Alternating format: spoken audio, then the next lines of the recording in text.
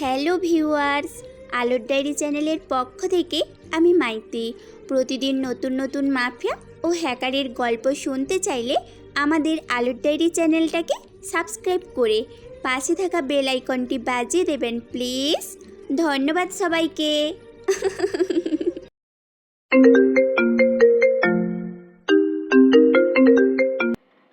Congratulations mister Mohsin খান।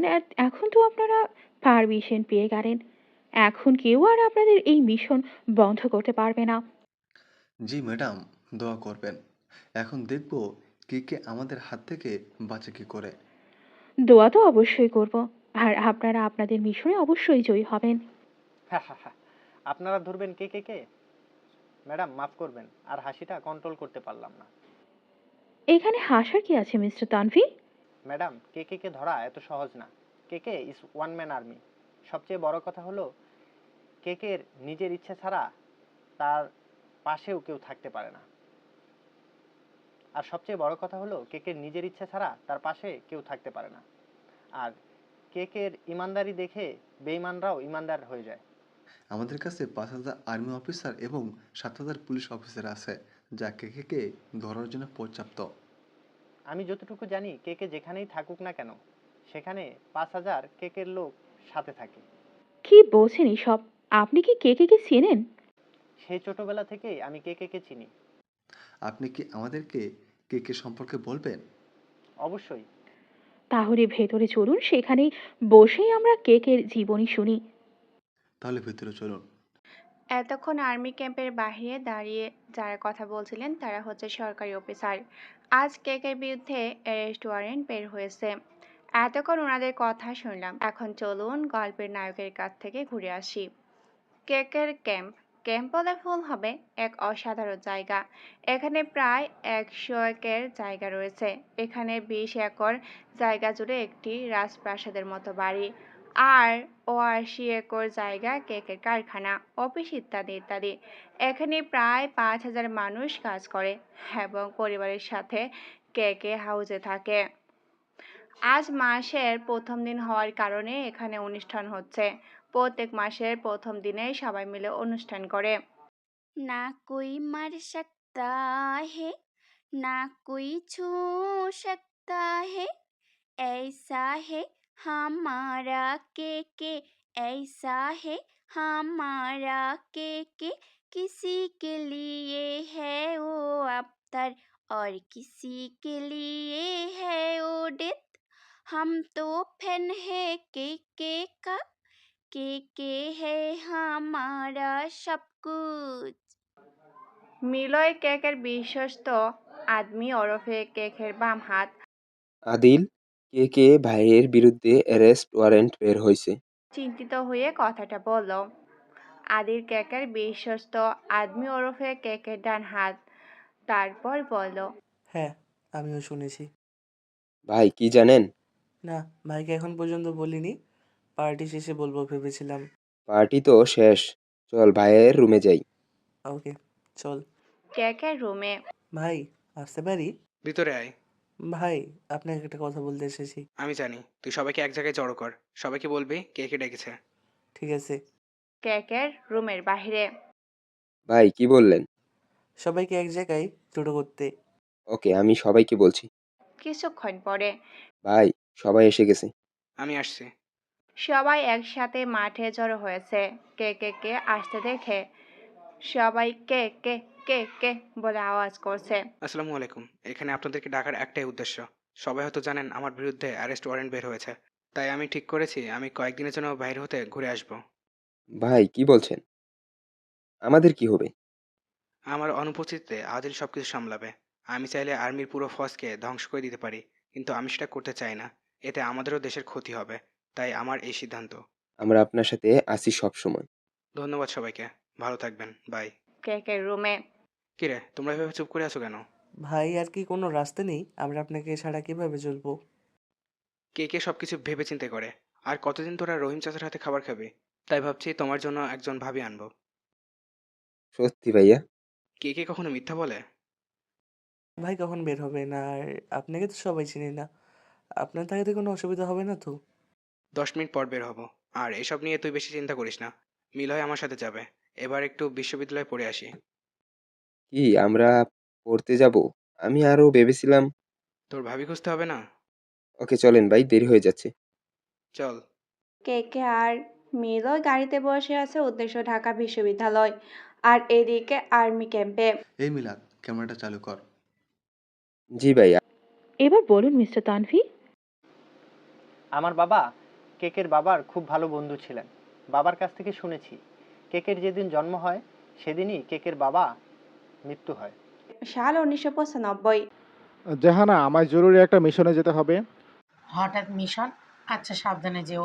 পুলিশের চাকরির কখন কি হয় বোঝা যায় না। আমার সন্তানের খেয়াল রেখো। এই রাকিব, আমার সন্তানের খেয়াল রাখিস। আমি না আসা পর্যন্ত তুই আর তানভীর এখানে থাকিস। আচ্ছা ঠিক আছে ডাক্তার সাহেব। সেদিন যে ইসলাম চাচার বাড়ি থেকে বের হয়েছিলেন, তার পরের দিন ওনার লাশ বাড়িতে আসে। শোনা যায় ওনার গাড়ি দুর্ঘটনা হয়। সেদিন সবাই খুব বেশি কান্না করেন, কিন্তু চাচি বেশ কান্না করলেন না। তিনি বললেন, আমি ভেঙে পড়লে চলবে না, আমার সন্তানকে মানুষ করতে হবে। এভাবেই কেটে যায় 5 বছর। চাচি বহু কষ্ট করে কাবির কেকে বড় করেন। সালটা 2001। আমার বয়স 7 বছর আর কাবিরের বয়স 6 বছর। চাচি কাবিরকে প্রাইমারি স্কুলে ভর্তি করেন। আমাকে আর বাবা ক্লাস 2-তে না তুলে আবার ক্লাস 1-এই রাখেন। আজ কাবিরের প্রথম ক্লাস, কিন্তু কাবির তার মাকে ছাড়া সে ক্লাস করবে না বলল। বাধ্য হয়ে চাচিও ক্লাস করলেন। ক্লাস শেষে কাবির, ক্লাস কেমন লাগলো? মা, তুমি পাশে থাকলে আমার সবকিছু ভালো লাগে। আমার দুষ্টু ছেলে। তখন একজন ম্যাডাম এসে কাবিরকে জিজ্ঞাসা করলেন, কাবির বাবা, তুমি বড় হয়ে কি হবে? আমি বড় হয়ে দেশের সেবা করব। Good boy, bye. সব মা বাবা চায় সন্তান বড় হয়ে ডাক্তার, ইঞ্জিনিয়ার বা যেখানে টাকা বেশি পাওয়া যাবে সেই ধরনের কোনো কাজ করেন এবং বাবা মাকে দেখাশোনা করেন। কিন্তু জাহানারা বেগমের ইচ্ছা কাবির বড় হয়ে দেশের সেবা করবে, এটা আইনের ভিতরে বা আইনের বাইরে। কারণ উনি এটা বিশ্বাস করতেন যে কাবির কখনো অন্যায় কাজ করতেই পারবে না, কারণ কাবির উনার ছেলে। এভাবে কেটে যায় আরো 2 বছর। তখনই চাচির ব্লাড ক্যান্সার ধরা পড়ে আর ডক্টর 3 মাস সময় বলে দেয়। তখন চাচি বাবাকে বলেন কাবিরকে এইসব না ছাড়তে। বাড়িতে এসে মা, ডাক্তার কি বললো? বাবা, ডাক্তার কিছু বলেনি, বললো আমি ঠিক আছি, শুধু কিছু মাথার বেদনার ওষুধ দিয়েছে। বুঝলাম। তখনই আমি ওদের বাসায় যাই। চাচি বাবাকে বলে আমাকে কাবিরদের বাসায় কিছুদিনের জন্য নেন। আসসালামু আলাইকুম চাচি। হাই কাবির। কি রে তানভীর, তুই এখানে? আমার এখানে আসা মানা নাকি? তুই যে কোনো সময় আসতে পারিস, এটাই তোরই বাসা। তাহলে তোমার ছেলে এরকম প্রশ্ন কেন করে? আচ্ছা, এসব কথা বাদ দে, চল খেতে আয়। সবাই মিলে খেয়ে নিলাম। এইভাবে হাসি খুশি করে কেটে গেল আরো 3 মাস। হঠাৎ একদিন চাচির খুব মাথা ব্যথা হলো এবং মুখ দিয়ে রক্ত বের হচ্ছিল, যা দেখে আমরা ঘাবড়ে যাই। ভাগ্যিস বাবাও ছিলেন বাসায়, তাই উনি চাচিকে নিয়ে হসপিটালে যান, সাথে আমরাও। চাচিকে অপারেশন থিয়েটারে নেওয়া হলে আর এদিকে কাবির কান্না করে জ্ঞান হারিয়ে ফেলছে। 1 ঘন্টা পর ডাক্তার বের হলেন। ডাক্তার সাহেব, রোগীর কি অবস্থা? দুঃখিত, উনি আর বেঁচে নেই। ডাক্তার চলে গেলেন। কাবিরও ওই দিন খুব বেশি কান্না করে। এরপর বর্তমানে ফোনের আওয়াজ শুনে সবাই হোয়াট? কি বললে? ওপাশ থেকে। ওকে ওকে, আমি স্যারকে বলছি। কি হয়েছে? স্যার, কে নাকি তার ক্যাম্প হতে বের হয়ে কোথায় ঘুরতে যাচ্ছে। কোথায় যাচ্ছে? সেটা ঠিক জানি না, তবে সিলেট ঢাকা রাস্তায় যাচ্ছে। এটি সঠিক সময়ে কে ধরার জন্য। সবাইকে বল রেডি হয়ে বের হতে। Okay sir. আর এদিকে কেকে আর মিলন গাড়িতে বসে আছে। আর্মি ক্যাম্পে জানিয়েছিস কি যে আমি ক্যাম্প থেকে বেরিয়ে ঘুরতে যাচ্ছি? জি ভাই, আসলে আপনার কোনো কাজও আমার মাথায় ঢুকে না। এখন আবার কি হলো? এই যে আমরা বেরিয়েছি, তা পুলিশকে জানানোর কি দরকার ছিল? আমাদের সাথে কোনো সিকিউরিটিও নেই। এটা তুই বুঝবি না, এটা কেকের প্ল্যান। হ্যাঁ, আপনি সব জানেন। জানলার দিকে চেয়ে সেই কলেজ লাইফের কথা ভাবছে। কেকে জানলার দিকে চেয়ে সেই কলেজ লাইফের কথা ভাবছে। আজ কলেজের প্রথম দিন কেকে এবং তানভীরের। কাবির, ক্লাস 10 তো কোনো মতে পাশ করে ফেলেছি। এখন কলেজে কি হবে আল্লাহ ভালো জানে। আরে তুই এত চিন্তা করিস কেন? ক্লাস 10 যেভাবে পাশ করেছি তেমন করে ইন্টার পাস করব। আরে তুই তো ক্লাস টপার, আর আমি? ওকে চল এখন ক্লাসে যাই। চল। ক্লাসের ভিতরে ঢুকে তানভীর আর কেকে সবাই শেষের বেঞ্চে বসে। তার কিছু সময় পর ক্লাসে একজন ম্যাডাম ঢুকেন, সাথে প্রিন্সিপাল স্যারও। সবাই দাঁড়িয়ে সম্মান জানায়। আজকে তোমাদের সবার প্রথম ক্লাস, মন দিয়ে পড়াশোনা করবে যাতে ভবিষ্যতে কলেজের নাম উজ্জ্বল করতে পারো। আর হ্যাঁ, উনি হলেন তোমাদের ইংরেজি প্রফেসর মিসেস রুকসানা খান। আজকে থেকে উনি তোমাদের ইংরেজি ক্লাস নেবে। ওকে বাই, এখন আমি আসি, আর কোনো সমস্যা হলে আমাকে জানাবে। এই কথাগুলো বলে স্যার চলে গেলেন, আর ম্যাডাম সবার সাথে পরিচয় হচ্ছে। এক এক করে সবার সাথে পরিচিত হচ্ছেন, সাথে কেকেরও। কিন্তু হঠাৎ একটা মেয়েকে দেখে সে মুগ্ধ হয়ে গেল। এই যে মেয়ে, এবার তোমার পালা। আমার নাম মিথিলা খান। বিয়ানীবাজার গার্লস স্কুল থেকে এসএসসি দিয়েছি। ওকে বসো, এবার তুমি দাঁড়াও। মিথিলার পাশে বসে থাকা মেয়েটাকে উদ্দেশ্য করে। এতক্ষণ আমি মিথিলাকে মুগ্ধ নয়নে দেখছিলাম, এখন ম্যাডামের কথায় হুঁশ ফিরল।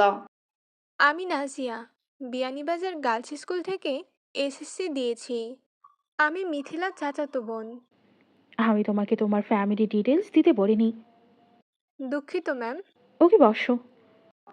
এ কি, আমি এটা কি করলাম? আমি যেভাবে মিথিলার দিকে তাকিয়েছিলাম, তেমনি তানভীর নাজিয়ার দিকে তাকিয়ে আছে। কিছু সময় আমাদের পালা আসলো। এই ছেলে, তুমি? আমার নাম কবির খান। আমি দেউলগ্রাম হাই স্কুল থেকে এসএসসি দিয়েছি। ওকে বসো, এবার তুমি। আমি তানবীর, নাম তো শোনাই হোগা। সবাই হেসে দেয়, আবার ম্যাডামের ধমকে সবাই চুপ। আমি উদেলগ্রাম হাই স্কুল থেকে এসএসসি দিয়েছি। কাবির আমার খুব ভালো বন্ধু, লাইক জানেমান। এখানে পড়তে এসেছো, হিরো হতে নয়। বসতে পারো। দুঃখিত ম্যাম। এভাবে আমাদের একটা একটা করে 4টা ক্লাস শেষ হলো। ক্লাস শেষে সবাই বের হওয়ার সময়, ভাই আমার একটা হেল্প করবি? বল দেখি কি করা যায়। না মানে তোকে কিভাবে যে কি বলি। এই তো তোর মুখ দিয়ে বল যে তুই নাজিয়াকে ভালোবেসে ফেলেছিস। এই তোকে কে বললো? তুই যেভাবে তাকিয়েছিলে তা থেকে স্পষ্ট বোঝা যাচ্ছে তোর মনে লাড্ডু ফুটছে নাজিয়াকে দেখে। তুই আমার সাথে নাজিয়ার পরিচয় করিয়ে দে না। আমি নিজেও নাজিয়াকে চিনি না, আর তোর পরিচয় করিয়ে দেবো কিভাবে? প্লিজ। ওকে দেখি কি করা যায়। তানভীর আর কেকে নাজিয়াকে খুঁজতে লাগলো। অবশেষে তাদের সন্ধান পাওয়া গেল। তারা একটি গাছের নিচে বসে গল্প করছিল, সাথে আরেক মেয়ে মনে হয় নতুন বন্ধু বানিয়েছে। সেখানে কেকে আর তানভীর গেল। হাই। হাই, এখানে কি চাই? না মানে আমরা কলেজের নতুন তো, তাই কিছু নতুন বন্ধু বানাতে চাই। আর আপনাদের দেখে মনে হলো আপনাদের চেয়ে ভালো বন্ধু আর কেউ হতে পারে না, তাই চলে আসলাম বন্ধুত্বের হাত বাড়াতে। জানেন আমি কার মেয়ে? আমরা আপনার বাবার সাথে বন্ধুত্ব করতে আসিনি। আজকে যে ম্যাডাম ইংরেজি ক্লাস করিয়েছিলেন, আমি ওনার মেয়ে। ও, আমি এই কলেজের প্রিন্সিপাল স্যারের ছেলে। রিয়েলি? কোনো সন্দেহ? তখনই কেউ একজন একটি কারের ভিতর থেকে নাজিয়াকে ডাক দিলেন। কেকে ভালো করে চেয়ে দেখলো গাড়ির ভিতরে ম্যাডাম বসা। নাজিয়া আর মিথিলা সেখানে গেল। এই ছেলেগুলো এখানে কি করে? আমাদের নিউ বন্ধু। ওকে, সাবধানে চলাফেরা করবে। ঠিক আছে চাচ্ছি। আমি গেলাম, তোমরা তাড়াতাড়ি চলে আসবে বাড়িতে। ম্যাডাম চলে গেলেন, আর এইদিকে তানভীর আর কেকে সেই লেভেলের দৌড় দিল এক দৌড়ে কলেজের বাহিরে। এই তোরা তো বেশি ভাব নেওয়ার কি দরকার ছিল? আরে আমি জানতাম নাকি ও সত্যি ম্যাডামের মেয়ে। ওকে এবার বাসায় চলো। আর এদিকে নাজিয়া আর মিথিলা ফিরে এসে দেখে তানভীর আর কাবির সেখানে নেই। তারা ভয় পেয়ে চলে গেছে, শালা ভিতর ডিম। হুম, এমনি ছেলেগুলো দেখতে ভালো। তা অবশ্য ঠিক, কাল ওদের সাথে বন্ধুত্ব করে নিব। এবার চল। ওকে চল।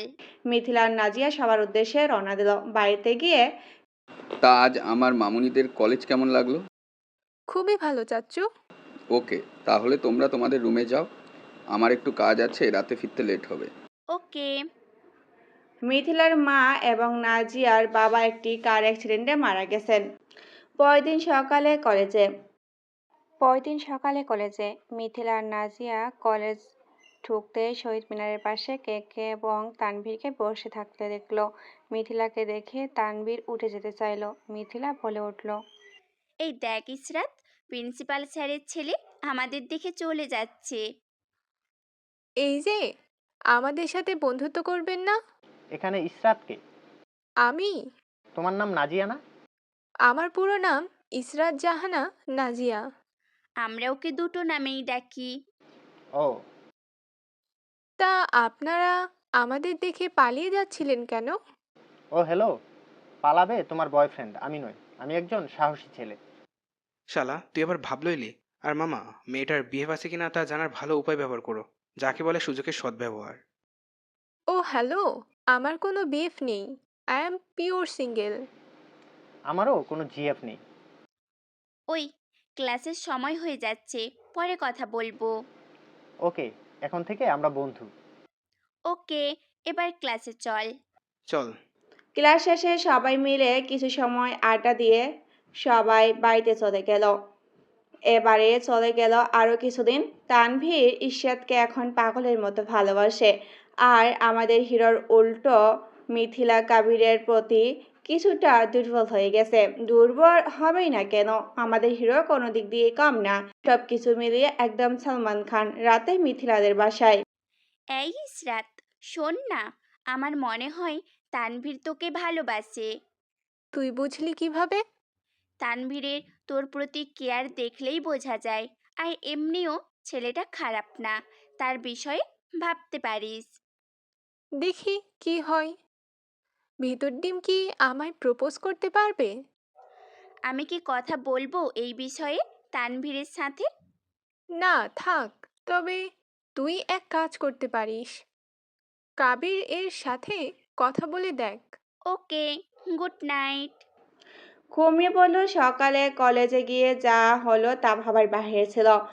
তাহলে শুনুন, কেকে আর তানভীর ইশরাতকে কলেজের সবার সামনে প্রপোজ করে। এখন চলুন একটু ফ্ল্যাশব্যাক থেকে ঘুরে আসি, এই কাহিনীর পিছনে কারণটা জেনে আসি। সকালে ঘুম থেকে উঠে তানভীর কাবিরকে বলছে, ভাই জানিস, কাল রাতে আমি খুব বড় একটা খারাপ স্বপ্ন দেখেছি। বল, এটাই দেখেছিস তো যে চাচা আসছে? আরে এটা তো আমার প্রতিদিনের দুঃস্বপ্ন, কিন্তু আজ দেখেছি ইশরাত আরেকটা অচেনা ছেলের সাথে হাত ধরে হাঁটছে। আরে কি বলিস, আমি তো তোকে বলতেই ভুলে গিয়েছিলাম যে ইসরাত আজকাল একটি ছেলের সাথে খুব বেশি চলাফেরা করছে। কি বলিস এসব? এখন আমি মজা করার মুডে নেই। আমি সত্যি বলছি। ডাহা মিথ্যা কথা। সে তানভীরকে ভয় দেখাচ্ছে, না হলে তানভীর জীবনেও ইশরাতকে প্রপোজ করতে পারবে না। এটা সে ভালো করে জানে, কারণ তানভীরের মনে ইশরাতকে হারিয়ে ফেলার ভয় রয়েছে। সুযোগের সদ্ব্যবহার করতেই হবে। কেকের কথার মাঝে হঠাৎ বাসার কলিং বেল বেজে উঠল। তানভীর দরজা খুলতে যায় এবং দরজা খুলে 1000 ভোল্টের শক খায়, কারণ দরজা খুলে দেখে তানভীরের বাবা মানে রাকিব চাচা দাঁড়িয়ে আছেন। তানভীর তো শক খেয়ে দাঁড়িয়ে আছে। কি রে, কে আসলো এত সকালে? কি রে, ভিতর ঢুকতে দিবি? তানভীর দরজার সামনে থেকে সরে আসলো এবং রাকিব চাচা ভিতরে আসলেন। আরে চাচা, আপনি হঠাৎ করে? আর বলিস না, একটা কাজে এসেছি, তাই ভাবলাম তোমাদের একটু দেখা করে যাই। চাচা খুবই ভালো করেছেন। তা কি খাবেন? না, এখন কিছু খাবো না, খাবার দাবার সময় নেই, তাড়াতাড়ি চলে যেতে হবে। তোমরা কলেজে যাবে না? জি যাব। তাহলে আমার সাথে চলো, আমি তোমাদের কলেজে দিয়ে যাবো। ওকে। চাচার গাড়ি চাচার সাথে গাড়িতে করে কলেজে চলে আসলো কেকে। কলেজে এসে ক্যান্টিনে বসে কেকে কাজ শুরু করলো। আমার কেন যেন মনে হচ্ছে বন্ধু, আজ তোর ভাগ্যে খারাপ কিছু ঘটতে যাচ্ছে। কেন? এই যে দেখ, আজ সকালে তোর একটা খারাপ স্বপ্ন বাস্তব হয়ে গেছে। এখন আমি ভাবছি যদি ইসরাতের স্বপ্ন সত্যি হয়ে যায়। বন্ধু, এখন আমি কি করব? আমি ইশরাতকে ছাড়া বাঁচতে পারবো না। আমি ইশরাতকে খুব ভালোবাসি। বন্ধু, তুই একটা কিছু কর। আমার কাছে একটা প্ল্যান আছে, তবে তুই তা ঠিকমতো করতে পারবি কিনা সন্দেহ আছে। বল না, আমি সর্বোচ্চ চেষ্টা করব। আগে প্রমিস কর, আমি যা বলবো তুই তাই করবি। ওকে, প্রমিস। তাহলে শোন, তুই সারা কলেজের সামনে ইসরাতকে প্রপোজ কর। কি, আমি পারবো না? তুই তোর প্রমিস ভুলে যাচ্ছিস। বন্ধু, আর কোনো উপায় নেই? না, তোকে এটাই করতে হবে। ওকে। কলেজে যখন দেখলো ইশাদ আছে, তখন কাবির তানভীরকে জোরে ঠেলে দিল ইশাদের সামনে। তখনই ইশরাত, তোমাকে আমার কিছু কথা বলার আছে। হ্যাঁ বল। ইশরাত, আমার জানে মন, তোমাকে আমি যেদিন থেকে প্রথম দেখেছি সেদিন থেকে তোমার প্রতি আমার ভালো লাগার জন্ম নেয়। আস্তে আস্তে আমি তোমার কাছে এসে আস্তে আস্তে আমি তোমার যত কাছে যাই তত তোমার প্রতি দুর্বল হয়ে পড়ি। এক পর্যায়ে আমি তোমাকে অনেক ভালোবেসে ফেলেছি। এখন তোমাকে ছাড়া আমি বাঁচবো না। প্লিজ আমাকে ফিরিয়ে দেবে না? I love you. হাঁটুর ওপর ভর দিয়ে এক পায়ে দাঁড়িয়ে হাতে গোলাপ নিয়ে পুরো কলেজ ওদের দিকে তাকিয়ে আছে। ঈশা তানভীরের হাত থেকে গোলাপ নিয়ে বলল, আই লাভ ইউ টু, তবে মায়ের সাথে কথা বলতে হবে। ওকে। ইশরাতকে জড়িয়ে ধরে। ভাই এটা কলেজ, ইসরাতকে ছাড়। তানভীর ও ঈশা দুজনেই লজ্জা পেল। তারপর ক্যান্টিনে গেল। ম্যাডামও আসলেন। সাহস আছে বটে, পুরো কলেজের সামনে প্রপোজ। সরি ম্যাম, যা করার তা তো করেই ফেলেছো, এখন সরি বলে কি করবে? তার চেয়ে বরং আমার মেয়ের ভালো করে খেয়াল রেখো। অবশ্যই খেয়াল রাখবো, আমার একমাত্র হবু বউ। সবাই হেসে দিল। এভাবেই কেটে যাচ্ছে দিন। তানভীর আর ইশরাত তারা প্রেম করত, আর কে কে মিথিলা কাবাবে হাড্ডি হতো। সবাই হেসে দিল। এভাবেই কেটে যাচ্ছিল দিন। তানভীর আর ইশরাত তারা প্রেম করত, আর কাবির আর মিথিলা কাবাবে হাড্ডি হতো। একদিন তানভীর আর ইশরাত কোথাও যেন ঘুরতে যাবে। তানভীর তাকে বলেছিল কাবির যেন তার সাথে যায়, কিন্তু মিথিলা বলল কাবিরকে তার সাথে শপিংয়ে যাওয়ার জন্য। কাবিরও গোল্ডেন চান্স মিস করল না, কিন্তু কাবির অবাক তখনই হলো যখন মিথিলা তাকে শপিং না নিয়ে একটি পার্কে ঢুকালো। মিথিলা, তুমি শপিং করবা না? যে পার্কের সামনে নেমে গেলে রিক্সা থেকে। কে শপিং করবে? তুমি তো আমাকে বললা। তুমি আসলেই কি কিচ্ছু বোঝো না? না, না বোঝার অ্যাক্টিং করো কোনটা? হুম হুম। আমি আবার অ্যাক্টিং করতে যাব কেন? তানভীর আর ইসরাতকে কিছুটা একা থাকতে এবং ঘুরতে দাও। তাদের প্রেমের মাঝে আমরা কেন কাবাব মেয়ে হাড্ডি হতে যাব? নিজে তো প্রেম করবেই না এবং অন্যদেরও করতেই দিবে না। হুঁ, ও এই কথা, আমি তো এই কথা আগে ভাবিনি। হয়েছে, আর এখন বেশি ভাবতে হবে না। চলো ওই দিকটায় গিয়ে বসি। চলো। কিছুক্ষণ বসে থাকলো দুজনে নিশ্চুপ, কেউ কোনো কথাই বলছে না। তারপর কাবির নিজেই বলল, এই মিথিলা, তুমি কি জীবনে কাউকে ভালোবেসেছো? হ্যাঁ, অনেকজনকে। ও। আর এদিকে মিথিলা তার অবস্থা দেখে মুচকি হাসছে। আরে এই কুমড়ো পটাশটাও দেখছে তাকে ভালোবাসে, কিন্তু মুখ খুলতে পারছে না। নাম শুনবে আমি যাদের ভালোবেসেছি? হ্যাঁ বলো। তাহলে শুনুন, আব্বু, আম্মু, চাচি, ইসরাত। ওয়েট, তুমি কি এদের কথা বলছিলা? হ্যাঁ, কেন? না মানে আমি বলতে চাইছিলাম যে তুমি লাইফ পার্টনার হিসেবে কাউকে ভালোবেসেছো কি, বা কারোর সাথে প্রেম করেছো কি? না, কেন? এমনি জিজ্ঞেস করছিলাম। ও আচ্ছা, তুমি কি কাউকে ভালোবাসো? হ্যাঁ একজনকে বাসি, কিন্তু বলতে পারছি না, যদি সে না বলে। প্রথমে তো তাকে ভালোবাসো যে সেটা বলো, বাদে দেখো সে কি বলে। আর কোনো মেয়ে তোমাকে না বলার কোনো কারণ তো আমি দেখতে পাচ্ছি না। কেন? তুমি দেখতে স্মার্ট, ভদ্র, কোনো ধরনের বাজে অভ্যেস নেই, আর খুব কেয়ারিং পার্সন তুমি, তাই বললাম আর কি। ওহ আচ্ছা, তুমি যখন বলছো তাহলে প্রপোজ করে দেখি কি হয়। ওকে, কিন্তু যেদিন প্রপোজ করবি সেদিন আমাকেও তোর সাথে রাখিস। তোকে তো অবশ্যই সাথে রাখবো। দুজনেই মহা খুশি। আর ঠিক তখনই হঠাৎ বৃষ্টি হলো। কাবির আর মিথিলা বৃষ্টি ভিজে যাচ্ছে। মিথিলা চলো, বৃষ্টি আসছে, ওই দিকটায় গিয়ে দাঁড়াই, তাহলে আর বৃষ্টি লাগবে না। না, আমি বৃষ্টিতে ভিজবো। জ্বর এসে যাবে তো। না, আমি ভিজবো। কে শোনে কার কথা? মিথিলা তো ভিজলো, সাথে তাকেও ভিজালো। তখনই সে একটা আবদার করলো। এই কাবির, একটা গান গাও না প্লিজ। কি? কি আমি গান গাবো? তানভীরের কাছ থেকে শুনেছি তুমি খুব ভালো গান গাইতে পারো। প্লিজ আজ একটা গাও না, প্লিজ প্লিজ। ওকে। না চাইতেও গান গাইতে হলো। এত করে বলছে, না শোনালে কি হয় আপনারাই বলেন। তাই কাবির গান গাইতে শুরু করলো। গান শেষ হলো, সাথে বৃষ্টিও থেমে গেল। বাহ, তুমি তো খুব সুন্দর গান গাইতে পারো। কি যে বলো। ওকে, এবার চলো তোমরা বাসায় পৌঁছে দিয়ে আসি। ওকে। মিথিলাকে ওর বাসায় নামিয়ে দিয়ে কাবিরও বাসায় চলে আসলো আর ভাবতে লাগলো কিভাবে মিথিলাকে প্রপোজ করবে। ঠিক তখনই মাথায় একটা বুদ্ধি আসলো যে পরশু কলেজে একটি অনুষ্ঠান আসে, সেই দিনেই মিথিলাকে প্রপোজ করবে। যেই ভাবা সেই কাজ, সব কিছু ঠিক করে রাখলো। পরের দিন কলেজে অনেক কাজ করে বাসায় এসে বিশ্রাম নিল এবং আগামীকালের কথা ভাবলো। এভাবে রাত কেটে গেল আর সেই দিন চলে আসলো। কলেজে কাবির মিথিলার জন্য অপেক্ষা করতে লাগলো। অপেক্ষার প্রহর শেষ হল, মিথিলা কলেজে আসতো। আজ মিথিলাকে দেখে কাবির সেই লেভেলের ক্রাশ খেল, যা বলে বোঝানো যাবে না। আজ মিথিলার ঠোঁটে হালকা লিপস্টিক, হালকা মেকআপ এবং পরনে নীল শাড়ি, দেখতে সেই লাগছে। ভাই, আমাদের লেখক সাহেব মেয়েদের বিষয়ে বেশি জানে না, তাই সুন্দর করে বর্ণনা দিতে পারলো না, দুঃখিত। তখন কাবির মিথিলার সামনে গেল এবং বলতে লাগলো, মিথিলা, আমি তোমায় কিছু বলতে চাই। হ্যাঁ বলো। তোমাকে আমি যেদিন থেকে প্রথম দেখেছি সেদিন থেকে তোমার প্রতি আমার ভালো লাগার জন্ম নেয়। আস্তে আস্তে আমি তোমার যত কাছে যাই তত তোমার প্রতি দুর্বল হয়ে পড়ি। জানি না তোমার মধ্যে কি এমন আছে যা তোমার প্রতি আমাকে আরো দুর্বল করে ফেলে। এক পর্যায়ে আমি তোমাকে অনেক বেশি ভালোবেসে ফেলেছি, কিন্তু আমি তোমাকে বলতে পারছিলাম না।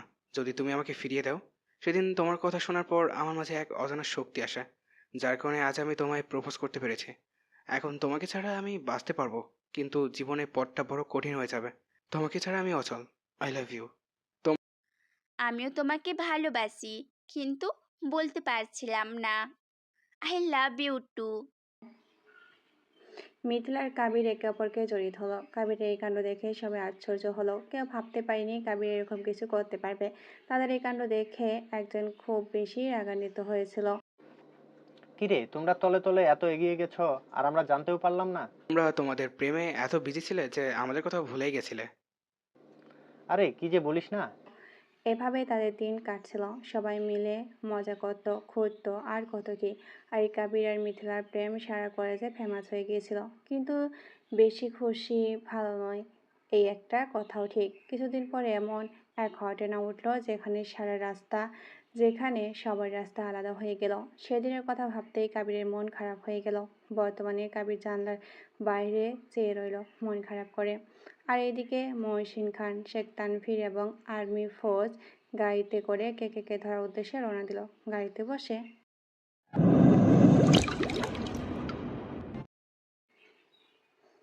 আর এদিকে মহসিন খান, শেখ তানভীর এবং আর্মির ফোর্স গাড়িতে করে কেকেকে ধরার উদ্দেশ্যে রওনা দিল। গাড়িতে বসে রয়েছেন, তখনই মহসিনের ফোনে একটা কল আসলো। কল ধরেই, হ্যাঁ বলো, কেন কল দিলে? আপনি কখন বাসায় ফিরবেন? আমার লেট হবে। তুমি দুপুরে খাবার খেয়েছো কি? আমি আপনাকে রেখে কখনো খাই নাকি? তুমি খেয়ে নাও। ঠিক আছে, আপনিও খেয়ে নেবেন। ওকে মেরিজান, এখন রাখি। আল্লাহ লাভ ইউ। এই বলে কল কেটে দিল মহসিন। মহসিন আর তাহসিনের বিয়ে পারিবারিকভাবে হয়েছে এবং তারা দুজনেই খুব সুখে আছেন। গাড়িতে বসে স্যার, ম্যাডাম ফোন করেছেন বুঝি? হ্যাঁ। তা কি বললেন? এই, তোমার সব বিষয়ে নাক না গলালে হয় না। Sorry sir. ওকে, মনে থাকে যেন। আর তানভীর, আপনি আমাদেরকে কেকের বিষয়ে বলেন। তাহলে শুন। চাচি মরে যাওয়ার পরই কাবির খুব একলা হয়ে যায়, যার কারণে বাবা ওকে তাদের বাসায় আনেন। কাবির বড় হতে থাকে আর একটাই উদ্দেশ্য, মায়ের আশা পূরণ করা, দেশের সেবা করা। সে মন দিয়ে পড়াশোনা করে। কথা বলতে হঠাৎ সব গাড়ি থেমে যায়। একজন পুলিশ অফিসার এসেই বলে, কি হয়েছে? স্যার, কেকের গাড়ি এখানে রাখা, কিন্তু ভেতরে কেউ নেই। আর এই চিঠিটা পেলাম যেখানে আপনার নাম লেখা। দেখি চিঠিটা। বলে চিঠিটা খুলল এবং পড়তে লাগলো। মিস্টার মহসিন খান, আমি কেকে আপনাকে বলছি যে আমার পিছু নিয়ে কোনো লাভ নেই। কেকের নিজের ইচ্ছা ছাড়া তার পাশে কেউ আসতে পারে না। তার চেয়ে বরং নিজের স্ত্রীকে সময় দিন। শুনেছি আপনি নতুন বিয়ে করেছেন। আর হ্যাঁ, আমার গাড়িটা সামনে রাখবেন, সময় পেলে নিতে আসবো। বাই। ইতি, আপনার কেকে। চিঠি পড়া শেষ হতে না হতেই কল আসলো মহেশনের। কল ধরেই, মিস্টার মহসিন, শুনলাম কে নাকি আপনার হাত থেকে বেঁচে গেছে। জি স্যার। একটা কাজ দিলাম, তাও আপনি ঠিক মতো করতে পারলেন না। সরি। ওকে। কল কেটে গেল। মহসিন মন খারাপ করে সবাইকে ক্যাম্পে যেতে বলল এবং নিজে গাড়িতে যেতে লাগলো। আর এইদিকে আর্মি হেডকোয়ার্টারে স্যার, মহসিনকে এভাবে বকা না দিলে হতো। বেচারা আবার মুখ গোমড়া করে বাসায় বসে আছে হয়তো। আরে আজ বহুত দিন বাদে ওকে মন ভরে বকতে পারলাম। বাসায় গিয়ে দেখতে হবে বেটা কি করছে। মহসিনের সাথে যে ফোনে কথা বলছিল তিনি হলেন আর্মি জেনারেল কবির খান এবং মহসিনের বাবা। আপনি আমার পেছনে তো আমার 2 জানেমান বন্ধুদের লাগিয়েছেন। কি করব বল, শালা এই মন্ত্রী সমস্যা তৈরি করেছে। ওই মন্দিকে আমি দেখে নিব। আর তার ছেলে ফারহান সওদাগরের সাথে আমার বহুত পুরনো হিসাব আছে, যা সঠিক সময়ে সব মিটিয়ে নিব। ওকে, এখন কি করবে কিছু ভেবেছো কি? এখন পুরনো কিছু ভুল সংশোধন করতে যাচ্ছে। ওকে যাও, আমি বাসায় গিয়ে আবার ছেলের মুখ দেখে কিছু মজা নিই। কাবির সেখান থেকে চলে আসলো এবং ঢাকা বিশ্ববিদ্যালয়ে গেল। গিয়ে রুকসানা খানের সাথে দেখা করলো। কেমন আছেন? হ্যাঁ, ভালো আছি। তবে আমার মিথিলা মেয়েটা ভালো নেই। সেই দিনের ঘটনার পর সে অন্যরকম হয়ে গেছে। মুখের হাসি যেন কোথায় হারিয়ে গেছে। তবে তুমি এখানে কি মনে করে তোমার সাথে দেখা হবে ভাবতেই পারিনি। আমি এখানে এসেছি আমার জানটার মুখে হাসি ফোটানোর জন্য। আর হ্যাঁ, মিথিলা এখন কোথায়? শুনে খুশি হলাম মিথিলা এখন তার বাবার বিজনেস হ্যান্ডেল করে। ধন্যবাদ শাশুড়ি আম্মা। আর হ্যাঁ, আমি আপনার সাথে দেখা করেছি, এটা কাউকে বলবে না কিন্তু। যাও, কেউ একজন তো শাশুড়ি আম্মা বললো। তানভীরও শরমের সামনে আসে না। আর হ্যাঁ, তানভীর আর ইসরাতের বিয়ে সামনের সপ্তাহে আসবে কিন্তু আমার আদরের জামাই। আপনি সহজে যেভাবে আপনি সহজে যেভাবে মেনে নিলেন, সেভাবে যদি আপনার মেয়ে মিথিলা মেনে নিত, তাহলে তো হলোই। তোমাকে অনেক খাটনি খাটতে হবে। আমার মেয়ে সহজে মানার পাত্রী নয়। হুম, তাহলে এখন আপনার মেয়েকে একটু দেখে আসি। বাই। Okay, by. কাবির সেখানে চলে গেল। আর এদিকে মহসিনের বাসায়।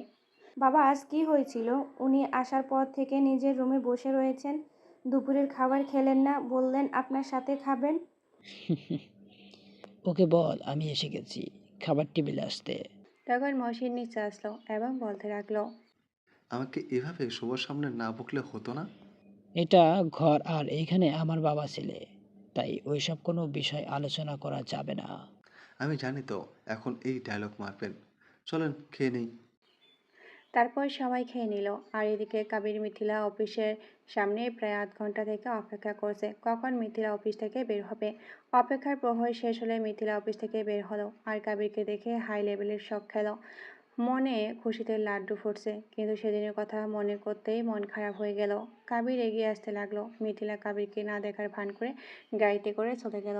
কাবির মনে মনে বলল, মহারানী তো তার উপর অভিমান করে আছে, ওনার এই অভিমানকে তার ভাঙাতেই হবে, বলেই চলে গেল। পরের দিন সকালে মিথিলা এসে দেখে কাবির তার আগে অফিসে এসে একটি গাড়ির উপর হেলান দিয়ে দাঁড়িয়ে আছে। সে কিছু না বলে অফিসে চলে গেল। আর কাবির সেখানে দাঁড়িয়ে রইল। কিছুক্ষণ পরে কাবির একটা মেয়ের সাথে কথা বলছিল, যা মিথিলার অফিসের জানলা দিয়ে দেখছিল। সে তখন নিচে নেমে আসলো এবং কাবিরের সামনে দাঁড়ালো। কাবির ব্যাপারটা বুঝতে পারলো যে মিথিলা জেলাস ফিল করছিল, তাই নিচে এসেছে। কাবির মেয়েটাকে বিদায় দিয়ে মিথিলার কাছে যায় এবং মিথিলাকে বলে, এই শোনো না, প্রতিদিন ভালোবাসার নতুন নতুন গল্প পেতে ও শুনতে চাইলে আমাদের আলোর ডায়েরি চ্যানেলটি সাবস্ক্রাইব করে পাশে থাকা বেল আইকনটি বাজিয়ে দিও, কেমন? কাবির মেয়েটাকে বিদায় দিয়ে মিথিলার কাছে যায় এবং মিথিলাকে বলে, কেমন আছো? কাকে বলছেন? আমাকে কি? এখানে আপনাকে ছাড়া আর কাউকে দেখতেই পাচ্ছি না। ওহ, বলেন, আমাকে কি বলবেন? আমাকে তাড়াতাড়ি যেতে হবে। আপনি এখন কি খুবই ব্যস্ত? আপনার সাথে আমার কিছু কথা ছিল। বলতে পারেন। আমরা কি একটা কফি শপে বা পার্কে বসে কথা বলতে পারি না? তাহলে চলেন একটা পার্কে যাই। চলেন। তারা দুজন গাড়িতে বসে আছে, কিন্তু কেউ কোনো কথা বলছে না। তারা পার্কে চলে আসলো এবং একটি বেঞ্চে বসলো। দুজনে নিশ্চুপ। কিছুক্ষণ পর কাবির নীরবতা ভেঙেই বলল, তা কেমন আছো? কেউ একজনকে ছাড়া ভালোই আছি। তুমি কেমন আছো? আমি কেউ আমি কেউ একজনকে ছাড়া বড় কষ্টে দিন কাটাচ্ছি। যেদিন ওকে ছেড়ে গিয়েছিলাম সেদিন থেকে আজ পর্যন্ত শান্তিতে ঘুমাতেই পারিনি।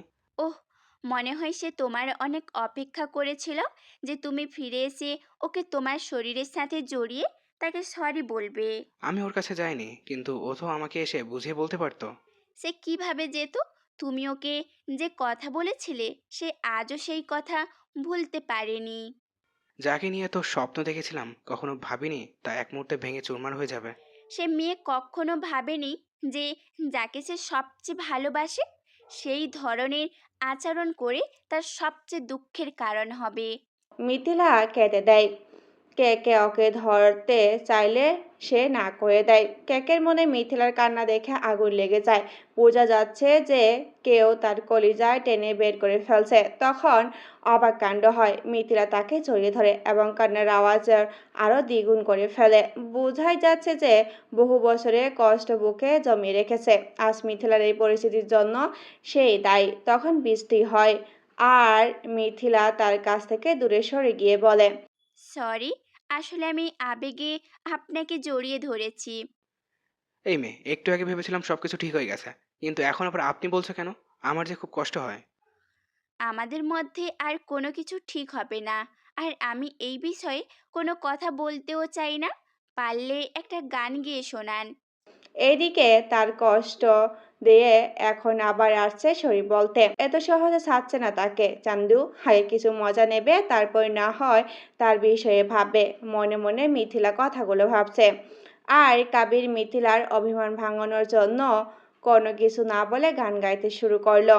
जिंदगी जिंदगी गम न दे ये जिंदगी ना जला तो कोई छूने दे कोई खुशी किस्मत ने छोड़ा हमें शीशा बना के तोड़ा हमें जख्मों से है सांसें भरी जख्मों को तोड़ा सीने देना जीने देना जीने देना जिंदगी तू जीने देना जीने देना जीने देना जिंदगी तू जीने देना।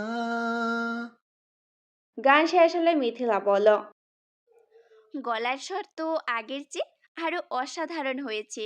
বোঝা গেছে যে গানে জীবন চলে এসেছে। ধন্যবাদ। আমাকে কি একটু কষ্ট করে বাসায় নামিয়ে দিয়ে আসতে পারবেন? অবশ্যই, চলো। মিথিলা এবং কাবির দুজনে গাড়িতে বসে আছে। দুজনেই চুপ। মিথিলা নীরবতা ভেঙেই বলল, তানভীরের সাথে কোনো যোগাযোগ আছে কি? না, আসলে ব্যস্ততার কারণে কথা বলার সুযোগ পাইনি। তোমাকে কি করে বলবো যে এই শালা তানভীর আমাকে পেলেই অ্যারেস্ট করবে? তুমি তো দেখছি সম্পর্ক ভাঙতে এক্সপার্ট। যে সেই ছোট্টবেলার বন্ধুকে ব্যস্ততার কারণে ভুলে থাকতে পারে, সে তার 2 দিনের ভালোবাসাকে কেন ভুলে থাকতে পারবে না? তুমি যা ভাবছো তা কিন্তু নয়। আর বলতে হবে না, এই যে আমার বাসা চলে এসেছে। গাড়ি থেমে গেল এবং মিথিলা গাড়ি থেকে নেমে বলল, ধন্যবাদ আমাকে বাসায় নামিয়ে দেওয়ার জন্য। এখন আসি। ঘরে যেতে বলবে না ঠিক আছে, কিন্তু বোনের বিয়েতে তো আসতে বলতে পারো। তুমি কিভাবে জানলে? তোমাকে কেন বলবো? আমার জানার কোনো ইচ্ছে নেই। সামনের সোমবারে বিয়ে, আসবি কিন্তু। চেষ্টা করব। কাবির চলে গেল। আর এদিকে মিথিলা আর ঢং দেখে বাঁচছি না। নিজে বলল বিয়ের দাওয়াত দেওয়ার জন্য, আর এখন বলে চেষ্টা করবে। হুম। মিথিলা ঘরের দিকে যখন এগিয়ে যাচ্ছিল তখন মিথিলার মোবাইলে তানভীরের কল আসে। মিথিলা কল ধরে। হ্যালো। তুমি কোথায় আছো? আর ইশরাতের মোবাইল বন্ধ কেন? জানি না, আর আমি তোমার বন্ধুর সাথে ছিলাম। কি? আমার কোন বন্ধুর সাথে তোমার দেখা হলো? তোমার বন্ধু কাবিরের সাথে দেখা করেছি। হোয়াট? কাবিরের সাথে তোমার দেখা হয়েছে? হুম। ওকে, তুমি বাসায় থাকো। আমি 45 মিনিটের ভিতরে তোমার বাসায় আসছি। বলে কল কেটে দিল। মিথিলা তার নিজের রুমে চলে গেলেন এবং নিজে সেই দিনটার কথা ভাবতে লাগলো যেদিন কাবির আর তার রাস্তা আলাদা হয়ে গিয়েছিল। সেদিন কলেজে অনুষ্ঠান ছিল। সেদিন ঘটে যায় এমন ঘটনা যা কেউ কল্পনাতেও ভাবেনি যে যে এমন ধরনের কোনো ঘটনা ঘটবে। মিথিলা সেদিন খুব সেজে কলেজে আসে, যা কাবি দেখে মুগ্ধ হয়ে যায়। কিন্তু অন্য কেউ ছিল যে তার লোভ সামলাতে পারল না মিথিলাকে এভাবে দেখে এবং সে খুব বড় একটা ভুল করে। কাবির মিথিলার কাছে যায় এবং বলে, মিথিলা, তুমি এমন কেন? কেমন? এই যে তুমি এত সুন্দর কেন? তোমায় যত দেখছি তত তোমার প্রেমে পড়ে যাচ্ছে। তাই নাকি? তাহলে কাল যে কাকে বলল যেন সে পৃথিবীর সবচেয়ে সুন্দর মেয়ে? কে কে? তুমি। আমি আবার কাকে বললাম? আমি কি এমনটা করতে পারি সোনা? হুম, তুমি সব করতে পারো। তা আমি কাল জেনে গেছি। তুমি এমনটা আমার সাথে করতে পারলে? তোমাকে কে যেন কি আবোল তাবোল বুঝিয়েছে, আর তা তুমি মেনে নিলে? এই ছিল তোমার আমার প্রতি বিশ্বাস? এই, তোমার কথার জালে ফাঁসাবে না আমাকে, একদম ফাঁসাবে না। কি? আমি তোমাকে আমার কথা জালে ফাঁসাচ্ছি? তা নয় তো কি? হুম? তোমার কাছে কি প্রমাণ আছে আমাকে দেখাও। বিনা দোষে আমাকে অপরাধী বানিয়েছো। ওকে, দেখাচ্ছি।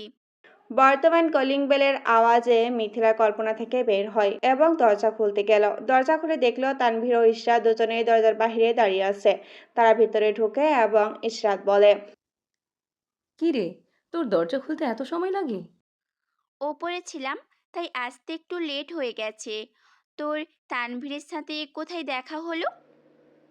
ওকে, আমি শপিং মল থেকে নিয়ে আসছি। তা কাবিরের সাথে তোর কোথায় দেখা হয়েছিল এবং সে এখন কোথায়? আমার অফিসের সামনে এসেছিল। আর হ্যাঁ, ও এখন কোথায় আছে তা আমি কি করে জানবো? বাই দ্য ওয়ে, তুই এসব কেন জিজ্ঞেস করছিস? আমাদের কাবির আর আগের কাবির নেই। তোমাদের কাছ থেকে আমি একটা কথা লুকিয়েছিলাম। তুমি এসব কি বলছো? আর আমাদের কাছ থেকে কি লুকিয়েছো? তাহলে শুনো, বর্তমানে যে কে কে নামে ডন সারা বাংলাদেশকে আতঙ্কে রেখেছে, সে কে জানো? না, আর তার সাথে কাবিরের কি সম্পর্ক? এই কে কে আর কেউ নয়, সে হচ্ছে আমাদের কাবির। তানভীরের কথা শুনে মিথিলা আকাশ হয়ে পড়ল। তখন ইশরাত বলল, তানভীর, আমার মনে হয় তোমার কোথাও ভুল হয়েছে। তানভীর কোনো কথা না বলে বাইরে গেল এবং গাড়ি থেকে একটা ফাইল নিয়ে ভিতরে ঢুকলো। তানভীর বলতে লাগলো, তুমি বলছো আমার কোথাও ভুল হয়েছে? এই দেখো। সাল 2019 সেপ্টেম্বরের 23 তারিখ। একসাথে কত শত গ্যাংস্টারের মৃত্যু, খুনের প্রমাণ পাওয়া যায়নি, শুধু এই কে কে নামক সাইন করা হাতঘড়ি পাওয়া গেছে। তার ঠিক 2 মাস পরে, সাল 2019 নভেম্বরের 23, একসাথে কয়েক সময়ে 200 ব্যবসায়ী এবং 500 উচ্চমানের অপরাধীর মৃত্যু, কোনো প্রমাণ পাওয়া যায়নি, শুধু পূর্বের ঘটনার মতো এই কে কে নামক সাইন করা হাতঘড়ি পাওয়া গেছে। এতে আমাদের পুরো পুলিশ ডিপার্টমেন্ট আতঙ্কিত হয়ে পড়ে। সাল 2020 মার্চ 23, একই সময় বিভিন্ন স্থানে ছোট বড় প্রায় 500,000 অপরাধীর মৃত্যু হয়। এখানেও আগের মতো কোনো প্রমাণ পাওয়া যায়নি, কিন্তু পুলিশ হেডকোয়ার্টারে একটি হাতঘড়ি এবং একটি চিঠি পাওয়া যায়, যেখানে লেখা ছিল, জুন 23-এর জন্য অপেক্ষা কর এবং কে কে আসছে। আর আজ জুনে 18, আমাদের হাতে আর মাত্র 5 দিন সময় আছে। তানভীর এই কথাগুলো বলে খুবই স্পিডে। এই ঘটনাগুলোর সাথে কাবিরের কি সম্পর্ক? এবং তুমি জানলে কিভাবে কাবিরই কে কে? কলেজের ওই দিনের ঘটনার পর কাবির আর্মি একাডেমিতে ভর্তি হয়। তার সাথে মাঝে মাঝে কথা হতো, কিন্তু একদিন সে বলে আমার সাথে কথা বললে তার মিথিলার কথা মনে পড়ে যায়। তাই যতদিন না সে আর্মি অফিসার হচ্ছে ততদিন আমার সাথে কথা বলবে না। মাঝে মাঝে দেখতাম বাবার সাথে কথা বলতো, কিন্তু আমার সাথে কথা বলতো না। কিন্তু একদিন সাল 2018 এপ্রিলের 15, রাতে তানভীর হেঁটে হেঁটে বাড়িতে যাচ্ছে, তখনই তার মোবাইলে কল আসে। ফোন নাম্বার দেখে সে চমকে যায়, কারণ কাবির কল দিয়েছে। এতদিন পর হঠাৎ ভাবতে ভাবতেই কল ধরলো। হ্যালো, কি রে, কল ধরতে এত সময় লাগে? আপনি কে বলছেন? আপনাকে তো চিনলাম না। ভাই আমার, রাগ করে আছিস? আমি আপনার উপর রাগ করার কি? ওকে, আমি এসে তো রাগ ভাঙাবো। এখন যার জন্য কল দিয়েছি শোন, আমি আর্মি অফিসার হয়ে গেছি। আর হ্যাঁ, সামনের সপ্তাহে আসছি। সত্যি? তাহলে সামনের সপ্তাহে আয়, তোর জন্য সারপ্রাইজ আছে। ওকে, বাই। 1 সপ্তাহ পর, কাবির প্রায় 5 বছর পর নিজের অতি পরিচিত শহরে পা রাখে, যেখানে তার শৈশবকাল কেটেছে। এই শহরে রয়েছে তার কত স্মৃতি। তখন সে তানভীরকে দেখলো পুলিশের পোশাকে। সেই তানভীরকে জড়িয়ে ধরল। বন্ধু, তুই তো দেখি সারপ্রাইজের উপর সারপ্রাইজ দিচ্ছিস। বন্ধু আমার পুলিশ অফিসার। শালা, এতদিন পরে মনে হয়েছে? এখানেই বলতে হবে কি? আগে তো বাসায় যাই, তারপর না হয় তোর সব প্রশ্নের জবাব দেবো।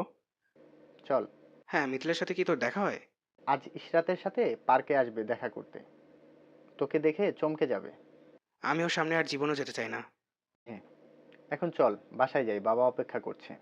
বাসায় গিয়ে তানভীরের বাবার সাথে কিছু সময় কথা বলে ফ্রেশ হয়ে নেয় কাবির। বিকালবেলা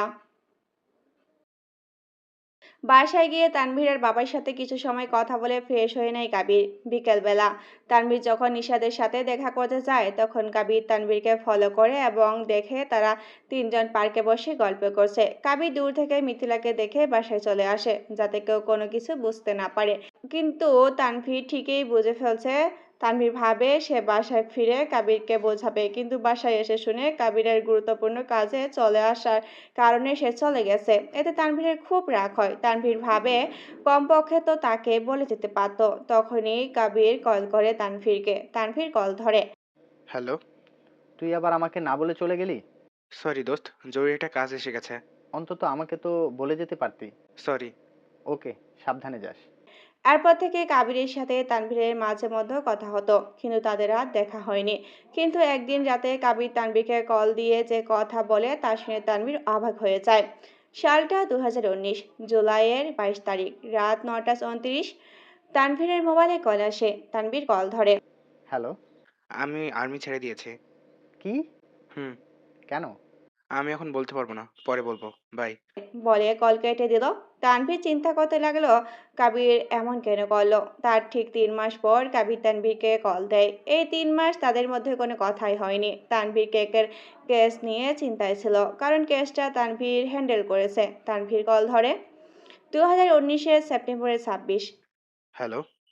হ্যাঁ, কেমন আছিস? হ্যাঁ, ভালো আছি। তুই কেমন আছিস? ভালো নেই। শহরে গুন্ডা বদমাশে কম কি ছিল? এখন নতুন করে আরেকজন আবিষ্কার হয়েছে, কে ঘুম হারাম করে রেখেছে। আর বল, তুই আর্মি কেন ছাড়লি? আর এখন কোথায় আছিস? তোকে যা বলার জন্য কল দিয়েছি তা শোন। বল। তুই কে ধরার বৃথা চেষ্টা করিস না। কে ধরা অসম্ভব। তুই এসব কি বলছিস? আর কেকের সাথে তোর কি সম্পর্ক? আমি bye. Hello. Hello. Kabir call কেটে দিয়েছে। তানভীর খুব চিন্তিত হয়ে পড়ে। এরপর থেকে কাবিরের সাথে তার কোনো কথাই হয়নি। সে আবার মৃত্যু পর্যন্তও আসেনি বাবাকে শেষবারের মতো দেখতে। তানভীর কেকের বিরুদ্ধে সেসব প্রমাণ পেয়েছে তা সবাই কাবিরের দিকে ইঙ্গিত করছে যে কাবিরেই কেকে বর্তমানে। তানভীর এই কথাগুলো বলে চুপ হয়ে বসে রইল। তখন ইশরাত বলল, তাহলে এখন কি করব? কবিরকে কি আমাদের সাথে দেখা করতে বলবো? কাবিরের নিজের ইচ্ছা ছাড়া তার পাশে কেউ যেতে পারে না। আর আমার সাথে মিথিলার এই বিষয়ে কথা হয়েছে জানলে ও জীবনেও আসবে না। তাহলে কি করব? মিথিলা, তুমি যদি আমাকে সাহায্য করো তাহলে আমরা কে ধরতে পারবো। আমি বুঝলাম না, ধরতে পারবো মানে? একমাত্র মিথিলার সাহায্যে আমরা কে অ্যারেস্ট করতে পারবো। হোয়াট? কবিরকে অ্যারেস্ট করবে, তাও মিথিলার সাহায্যে? মিথিলা, তুমি আমাদেরকে কি সাহায্য করবে? কাবির আর আগের কাবির নেই। এখন অপরাধ জগতে পা দিয়েছে। এখন সে একজন অপরাধী। অবশ্যই করব। আমার কি করতে হবে? তুই কি বলছিস তুই জানিস? আর কবির সাধারণ মানুষের কোনো ক্ষতি করেনি, সবাই অপরাধী ছিল। হ্যাঁ, আমি ভালো করেই জানি আমি কি বলছি। আর সব অপরাধী সমান। অপরাধীদের শাস্তি দেওয়ার জন্য দেশে আইন আছে। কাবিরের কোনো ক্ষমতা নেই যে সে আইন নিজের হাতে তুলে নেয়। তারপরেও তুই তুই একবার ভেবে নে। আমি সব ভেবে নিয়েছি। তানভীর, আমায় কি করতে হবে বল? ওকে, আমি একজনকে কল দেই, তিনি বলবেন আমাদের কি করতে হবে। তানভীর মহসিনকে কল দিল। মহসিন কল ধরতেই তানভীর তাকে সবকিছু বলে। তারপর মহসিন একটি প্ল্যানে বলে তানভীরকে। তানভীর কল কেটে মিথিলাকে বলতে লাগলো, মিথিলা, কাবির কি তোমাকে কোনো অ্যাড্রেস, ফোন নাম্বার বা ভবিষ্যতে কোথায় দেখা হবে কিছু বলেছে? অ্যাড্রেস তো দেয়নি, তবে ফোন নাম্বারটা দিয়েছে। যাওয়ার আগে বলেছিল দেখার ইচ্ছে হলে কল দিতে। ওকে, তুমি এখন কাবিরকে কল দাও এবং পার্কে আসতে বললো। মিথিলা তানভীরের কথায় কাবিরকে কল দেয় এবং পার্কে আসার কথা বলে। কাবির মিথিলার কথায় রাজি হয়ে যায়। এদিকে তানভীর আর মহসিন কাবিরকে ধরার জন্য 10,000 আর্মি এবং 8,000 পুলিশ অফিসার নিয়ে তৈরি হচ্ছে। কাবির কোনোভাবে পালাতে না পারে যেন তার পুরো ব্যবস্থা করছে তারা দুজন। বিকালবেলা পার্কে মিথিলা একটি বেঞ্চে বসে আছে এবং কাবিরের জন্য অপেক্ষা করছে। কিছুক্ষণ পর কাবির আসলো এবং মিথিলার পাশে বসতে বলতে লাগলো, বেশি সময় অপেক্ষা করেনি তো তোমায়? মাথা নেড়ে না বুঝালো। তা কি জন্য এখানে আসতে বললে? তুমি কেন এমন করলে? আমি এখন আবার কি করলাম? তুমি মোস্ট ওয়ান্টেড ক্রিমিনাল কে আমি জেনে গেছি। ও, তানভীর তোমাকে সব বলে দিয়েছে? হুম। তুমি এসব কেন করছো? তুমি এসব ছেড়ে পুলিশের কাছে আত্মসমর্পণ করো প্লিজ। কে যা করে ভেবেচিন্তে করে। আর হ্যাঁ, আমি কখনো এমন কোনো অন্যায় করিনি যে যার কারণে আত্মসমর্পণ করতে হবে আমাকে। আর কিছু বলার আগেই পুলিশ ও আর্মি কাবিরকে চারিদিক থেকে ঘিরে ফেলে এবং কাবিরকে আত্মসমর্পণ করার জন্য বলে, কিন্তু মহসিন কাবিরকে দেখে থমকে যায় আর কাবির মুচকি হেসে বলে, তা প্ল্যান তো ভালোই করেছো মিস্টার মহস তা প্ল্যান তো ভালোই করেছো মিস্টার মহসিন খান এবং শেখ তানভীর। আর সবচেয়ে সুন্দর লেগেছে মিথিলার অভিনয়, যে আমার ভালোবাসাকে ব্যবহার করে আমাকে অ্যারেস্ট করিয়েছে। এই ছিল মিথিলা তোমার ভালোবাসা আমার প্রতি? বাব্বা বলে কাবির হাত তালি দিতে লাগলো। তখনই মিথিলা বলল, আমার আজ ঘেন্না হচ্ছে আমার প্রতি যে আমি যাকে ভালোবেসেছিলাম সে এত নিচে নামতে পারবে আমি কখনো ভাবতে পারিনি। আমার ভালোবাসার কাবির আর এই কাবিরের মধ্যে আকাশ পাতাল পার্থক্য। I hate you Kabir, I hate you. আমাকে কখনো ভুলতে পারবে? তোমাকে আমি জীবনেও ভুলতে পারবো না, কিন্তু তোমাকে আর কখনো ভালোবাসতেও পারবো না। গত 7 বছর যেভাবে তোমার স্মৃতি নিয়ে বেঁচেছিলাম, তেমনি সারা জীবন সেই স্মৃতি নিয়ে বেঁচে থাকবো।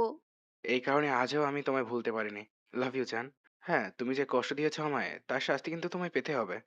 প্লিজ ওকে এখান থেকে নিয়ে যান। এখন আমাকে এত ঘৃণা করো যে আমার মুখও দেখতে পারছো না। বাহ মিথিলা, বাহ। তুমি এমন কি করে হলে? কি করে আমাকে বলো। কাবিরকে জড়িয়ে কাবির মিথিলার মাথায় হাত বুলিয়ে দিচ্ছিল। তখনই মিথিলা সরে গিয়ে বলল, যেদিন তুমি আমার আগের কাবির হবে সেদিনই আমার সামনে আসবে, তার আগে নয়। আমি অপেক্ষা করব, অপেক্ষা করব। আমি আগের কবিরই আছে, তবে পরিস্থিতি আগের মতো নেই। এই, ওকে গাড়িতে তোলো। তারপর কাবিরকে একটি পুলিশে ভ্যানে তোলা হলো আর মিথিলা কিছু কাগজপত্রে সাইন লাগবে বলে তাকে অন্য গাড়ি করে পুলিশ স্টেশনে যাওয়ার জন্য সাথে নেওয়া হয়। কাবির যে গাড়িতে, সেই গাড়িতে ফুল সিকিউরিটির সাথে স্টেশনের উদ্দেশ্যে রওনা হয়। কাবিরের ফ্যান তানভীর, মহসিন, কাবির, মিলাদ বসে আছে। তখন কাবির বলল, এই, আমার হাত খুলে দাও, আমি পালাবো না। মামু, ব্যাটার শখ কত! তাকে কত কষ্ট করে ধরলাম, আর এখন বলে তার হাত খুলে দিতে। এই, ওর হাত খুলে দাও। তানভীর এবং মিলাদ হাই ভোল্টেজের শট খেল। কি বলছেন স্যার? আমি যা বলছি তাই করো। It's my order. Okay sir. মিলাদ কাবিরের হাত খুলে দিল। কাবির বলতে লাগলো, ভাবি কেমন আছে? ভালো। তোকে এভাবে দেখবো কল্পনা করতে পারিনি। কেন, আমার কোনো ছবি দেখিসনি? ছবি না দেখে কেস সলভ করতে নেমে পড়লি? তোর সেই 7 বছর আগের ছবি দেখানো হয়েছে আমায়। আর আমি যে টাইগার মানে তোকে চিনতাম, সে তো অন্যরকম। মহসিনের কাবিরের এরকম কথা শুনে তানভীর আর মিলাদ রীতিমতো অবাক হচ্ছে। তখনই তানভীর বলল, স্যার, আপনি কাবিরকে আগে থেকে চিনতেন? হুম, তার সাথে আমার বহুত পুরনো সম্পর্ক। ওহ নো, আমি তো এখনো তোমাদের পরিচয় করিয়ে দেইনি। মহসিন, ও হলো তানভীর, আমার ছোটবেলার বন্ধু, যার কথা তোকে সবসময় বলতাম। আর তানভীর, ও হলো মহসিন, আর্মি চাকরি করার সময় ওর সাথে ভালো বন্ধুত্ব হয়ে ওঠে। ও, তা তোমাদের পরিচয় কিভাবে হলো? শালা, তারা তিনজন তো যেভাবে কথা বলছে মনে হচ্ছে না যে তারা পুলিশ স্টেশনে যাচ্ছে, মনে হচ্ছে কোনো জায়গায় পিকনিকে যাচ্ছে। মনে মনে বলল, সরাসরি বলতে চাকরি যাবে। আমি বলছি, সাল 2018 নভেম্বরের 23 তাদের ট্রান্সফার হয় খুলনা ক্যাম্পে। আজ তানভীরের প্রথম দিন খুলনা ক্যাম্পে। সবাই অপরিচিত। সকল ধরনের ফর্মালিটি পূরণ হবে। নিজের রুমের দিকে রওনা দিল। রুমে গিয়ে দেখে একজন ছেলে দাঁড়িয়ে আছে। সে তাকেই বলল, আমি মেজর কবির খান, কিন্তু সবাই আমাকে টাইগার বলে। হ্যাঁ, আমিও শুনেছি তুমি বড় পপুলার মানুষ, কিন্তু বেশি দিন কোথাও টিকতে পারো না। হ্যাঁ, কোনো জায়গায় ভালো বন্ধু পাইনি, তাই সেখানে আর থাকতে মন চায় না। ও, তা তুমি কিছু সময় বিশ্রাম করো, পরে কথা হবে। ধন্যবাদ। এভাবে কতদিন চলে গেল। কাবির আর মহসিনের মধ্যে ভালো বন্ধুত্ব তৈরি হয়ে যায়। তবে একদিন আমরা একটা মিশনে ছিলাম। তখন কাবিরের দিকে একটা গুলি আসে, কিন্তু মহসিন কাবিরকে সরিয়ে দেয়। মহসিনের হাতে গুলিটা লাগে হসপিটালে। শালা, তুই এমনটা করলি কেন? এটা আমার দায়িত্ব ছিল। যদি তোর কিছু হয়ে যেত? কিছু হয়নি তো, এত কেন ভাবিস? ওকে, এখন রেস্ট নে, পরে কথা হবে। কবির হসপিটাল থেকে চলে আসে। কয়েকদিন পর মহসিন পুরোপুরি সুস্থ হয়ে ওঠে এবং তাদের বন্ধুত্ব আরও শক্ত হয়ে ওঠে। একে অপরকে চোখ বন্ধ করে বিশ্বাস করত। তারা দুজন একসাথে অনেক মিশন কমপ্লিট করে। এভাবে কেটে যাচ্ছিল দিন। কয়েকদিন পর মহসিন ছুটি নিয়ে বাড়িতে বেড়াতে যায়। তখন কাবির আর্মি ছেড়ে দেয়। এতক্ষণ সবাই কাবিরের কথা মনোযোগ দিয়ে শুনছিল। এখন মহসিন বলল, তুই আর্মি কেন ছাড়লি জানতে পারি? আমি যেদিন ছুটি থেকে ফিরে আসি এসে শুনি তুই আর্মি ছেড়ে দিয়েছিস। আমি শুনে থমকে যাই। তোর সাথে যোগাযোগ করার কত চেষ্টা করেছি, কিন্তু তোর কোনো খবরই পাইনি। আর আজ এমনভাবে দেখা হবে তা ভাবিনি। আমিও, কিন্তু ভাগ্যের লেখন তো আর বদলানো যায় না। আর্মি কেন ছাড়লি তা বললি না? সময় আসলে জানতে পারবি। আর যেদিন জানবি সেদিন হাই লেভেলের শক খাবি। দেখা যাবে। তোর বিয়ের দিন তোকে না আস তোর বিয়ের দিন না তোকে সেই লাগছিল লাল পাঞ্জাবিতে। এই, তুই আমার বিয়েতে এসেছিলি? আমার বন্ধুর বিয়ে আর আমি আসবো না? তাহলে আমার সাথে দেখা করলি না কেন? মন বলেনি তাই। হ্যাঁ, আর আমি কোথাকার। সরি তানভীর, যেদিন চাচার মৃত্যু হয় সেদিন তোর আমার খুব দরকার ছিল, কিন্তু আমি তোর পাশে ছিলাম না। তুই বাবার জানাজায় এসেছিলি? হুম। তখনই সব গাড়ি থেমে যায় এবং একজন অফিসার বলে উঠল, স্যার, কেউ জেনে শুনে এখানে লোহা ফেলেছে যাতে সব গাড়ি থেমে যায়। ও নো! সবাইকে সবার পজিশন নিতে বল এবং হেডকোয়ার্টারে খবর পাঠাও। Okay sir. সবাই সবার পজিশন নিয়ে নিল। কাবির, মিথিলা, মহসিন ও তানভীর চারিদিকে এবং আর্মি পুলিশও দাঁড়িয়ে আছে। সবার মুখে ভয়ের ছাপ দেখা যাচ্ছে। তখনই কাবির বলল, আমি এতক্ষণ ধরে এটাই ভেবেছিলাম, এরা এত দেরি করছে কেন? মানে, তুমি কি আগে থেকেই আমাদের প্ল্যান জানতে? কে ধরা আর সূর্যকে ছোঁয়া একই কথা, যা কখনোই সম্ভব নয়। তখনই সবার শরীরে লাল বিন্দুর মতো আলো পড়ল, শুধু কাবির ছাড়া। সবাই বুঝতে পারছে না এটা কোথা থেকে এলো। তখনই মিলয় সবাই সামনে এসে বলল, কে ছেড়ে দিন, না হলে সবাই মারা যাব। সবাই আমাদের নিশানার ভিতরে। মহসিন কাবিরের মাথায় বন্দুক ধরল এবং বলল, আমাদেরকে এখান থেকে যেতে দাও, না হলে তোমাদের কে মেরে ফেলবো। ভাই, বন্দুকে গুলি আছে কিনা চেক কর। মহসিন চেক করে দেখে সত্যি বন্দুকে গুলি নেই। সে অবাক হয়ে কাবিরকে জিজ্ঞাসা করলো, তুই এটা কোন সময় করলি? যখনই গাড়িতে বসে গল্প করছিলাম তখনই সুযোগ বুঝে কাজটা করে ফেলি। তুই তো জানিস আমি সুযোগ হাতছাড়া করি না। আর মিলয়, তুই আসতে এত লেট করলি কেন? সরি, আসলে পেটে পর্যন্ত খিদে পেয়েছিল, তাই খাবার খেয়ে আসলাম। আর একটু সময় লেট করলে আমি এখন কোথায় থাকতাম ভেবেছিস? আমি আপনাকে বলছিলাম তো না আসতে, আপনি বললেন আমার মিথিলা আমাকে ডেকেছে, আমি না গিয়ে পারি? আর বন্ধুদের সাথে বহুদিন হয়ে গেল আড্ডা দিই না, আজ কিছু সময় আড্ডা দিয়ে আসি। কি? কাবির আমাদের প্ল্যানের কথা জানতো? ভাই, সব জানতেন। আসলে আমি মিথিলাদের বাসায় সিসি ক্যামেরা লাগিয়েছিলাম। ও, তাহলে এটা আমাদের প্ল্যান নয়, এটা কাবিরের মাস্টার প্ল্যান। হ্যাঁ, দেখতে চেয়েছিলাম ভালোবাসার মানুষটা আমায় কতটা ভালোবাসে। ভাই চলেন, পরে না হয় কথা বলবেন, স্যার অপেক্ষা করছেন। হ্যাঁ চল, তবে মিথিলাকে আমাদের সাথে নিয়ে চল। এখান থেকে কেউ কোথাও যাবে না। পারলে আটকে দেখা। মিলয়, তোকে যে লিস্টটা আনতে বলেছিলাম এনেছিস কি? জি, এই নেন ভাই। মিলয় কাবিরের হাতে একটা ফাইল ও পেন ড্রাইভ দিল। গুড, এখানে যাদের নাম আছে তারা যেন সসম্মানে পুলিশ ও আর্মির সবচেয়ে নিচের পোস্টে চলে যায়। এটা কি বলছিস? আর যদি কেউ কথা না মানে তাহলে তাদের কি অবস্থা হবে তার একটা উদাহরণ দেখিয়ে দে মিলয়। মিলয় হাত তুলে ইশারা দিল, সাথে সাথে ৭৩ জন পুলিশ ও আর্মি অফিসারের মাথায় গুলি লাগে এবং তারা মারা যায়, যা দেখে মহসিন ও তারমিন থমকে যায়। তারা এটার জন্য মোটেও প্রস্তুত ছিল না। মহসিন বলল, এটা কি করলি কবির? এখানে সবকিছু ডিটেলস আছে। আর হ্যাঁ, যাদের নাম এই ফাইলে আছে তারা সবাই কথাটা মনে রাখবে। চেয়েছিলাম তাদেরকে মেরে ফেলতে, কিন্তু তাদেরকে মারলে জনগণ আইনের উপর থেকে ভরসা উঠে যাবে, আর তাদের ছেড়ে দিলে তোরা সেই ভরসা নিয়ে খেলবি। তাই তোদের এই শাস্তি। মিলয়, গাড়িতে উঠে বস, আমি মিথিলাকে নিয়ে আসছি। মিলন গাড়িতে উঠে গাড়ি স্টার্ট করলো আর কাবির মিথিলাকে কোলে করে নিয়ে গাড়িতে উঠালো। মিথিলা ভয়ে অজ্ঞান হয়ে গেল। মহসিন ও তানভীর শুধু চেয়ে রইল, কিছু করতেই পারল না। কিছু যাওয়ার পর মিলয় গাড়িটা একে সাইড করে। কাবির নিচে নেমে মিথিলাকে নিয়ে অন্য গাড়িতে উঠে চলে যায়। কিছুক্ষণ পর মিথিলার জ্ঞান ফিরে আসে। সে চোখ মেলে দেখে সে একটি রুমে শুয়ে আছে। সে বাইরে যায়, গিয়ে দেখে কাবিররাও কার সাথে কথা বলছে। মহসিন, চেক করে দেখ সত্যি বন্দুকে গুলি নেই। স্যার, আজ ওদের সত্যি কথা বলে দিন, নাহলে যেভাবে আমার পিছু নিয়েছে সামনের বার পেলে আমায় মেরেই ফেলবে। ওদেরকে এখানে আসতে বলেছি, ওরা আসছে। কাবির দেখলো মিথিলা দাঁড়িয়ে আছে। মিথিলা বলল, আমাকে কেন এখানে এনেছো? একটু সময় অপেক্ষা করো, জানতে পারবে। টেবিলে খাবার আছে, খেয়ে নাও। আমার খিদে নেই। এই মেয়ে, তুমি এত বেশি কেন বুঝো? খাবার খেতে বলছি, খাবার খাও। মিথিলা খাবার খাচ্ছে আর কাবির এবং মিথিলা কাবির এবং কবির সাহেব কথা বলছে। তখনই মহসিন ও তানভীর আসে। তারা দুজন কবিরকে এখানে দেখে চমকে যায়। মহসিন বলে, বাবা, ও এখানে কি করছে? তুমি জানো না ও কত বড় অপরাধী? ও হচ্ছে কবির মহসিনের কথা আটকে নিজেই বলল, আমি হচ্ছে কে কে? আর কাকে কি বলছিস? এই গেমের মাস্টারমাইন্ড তো তোর আদরের বাবা। বাবা, ও কি বলছে? কাবির যা বলেছে সবই সত্যি বলেছে। কথা শুনে মহসিন আর তানভীরের অবস্থা দেখার মতো ছিল। দুজনের অবাকের উপর অবাক হচ্ছে। কি বলছো বাবা? আমাদেরকে সবকিছু খুলে বলো।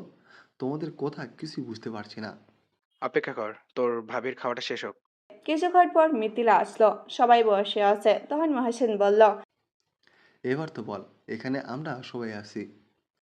প্রথমে বলে দিয়েছে, কথা শেষ হওয়ার পর কেউ আমাকে সরি বললে কাজ হবে না। আমি তোমাদের কখনোই মাফ করব না। সবাই হারামি। আমি তোমার সাথে আছি। আপনি আর আমায় কত কাঁদাবেন? এখন শুনো।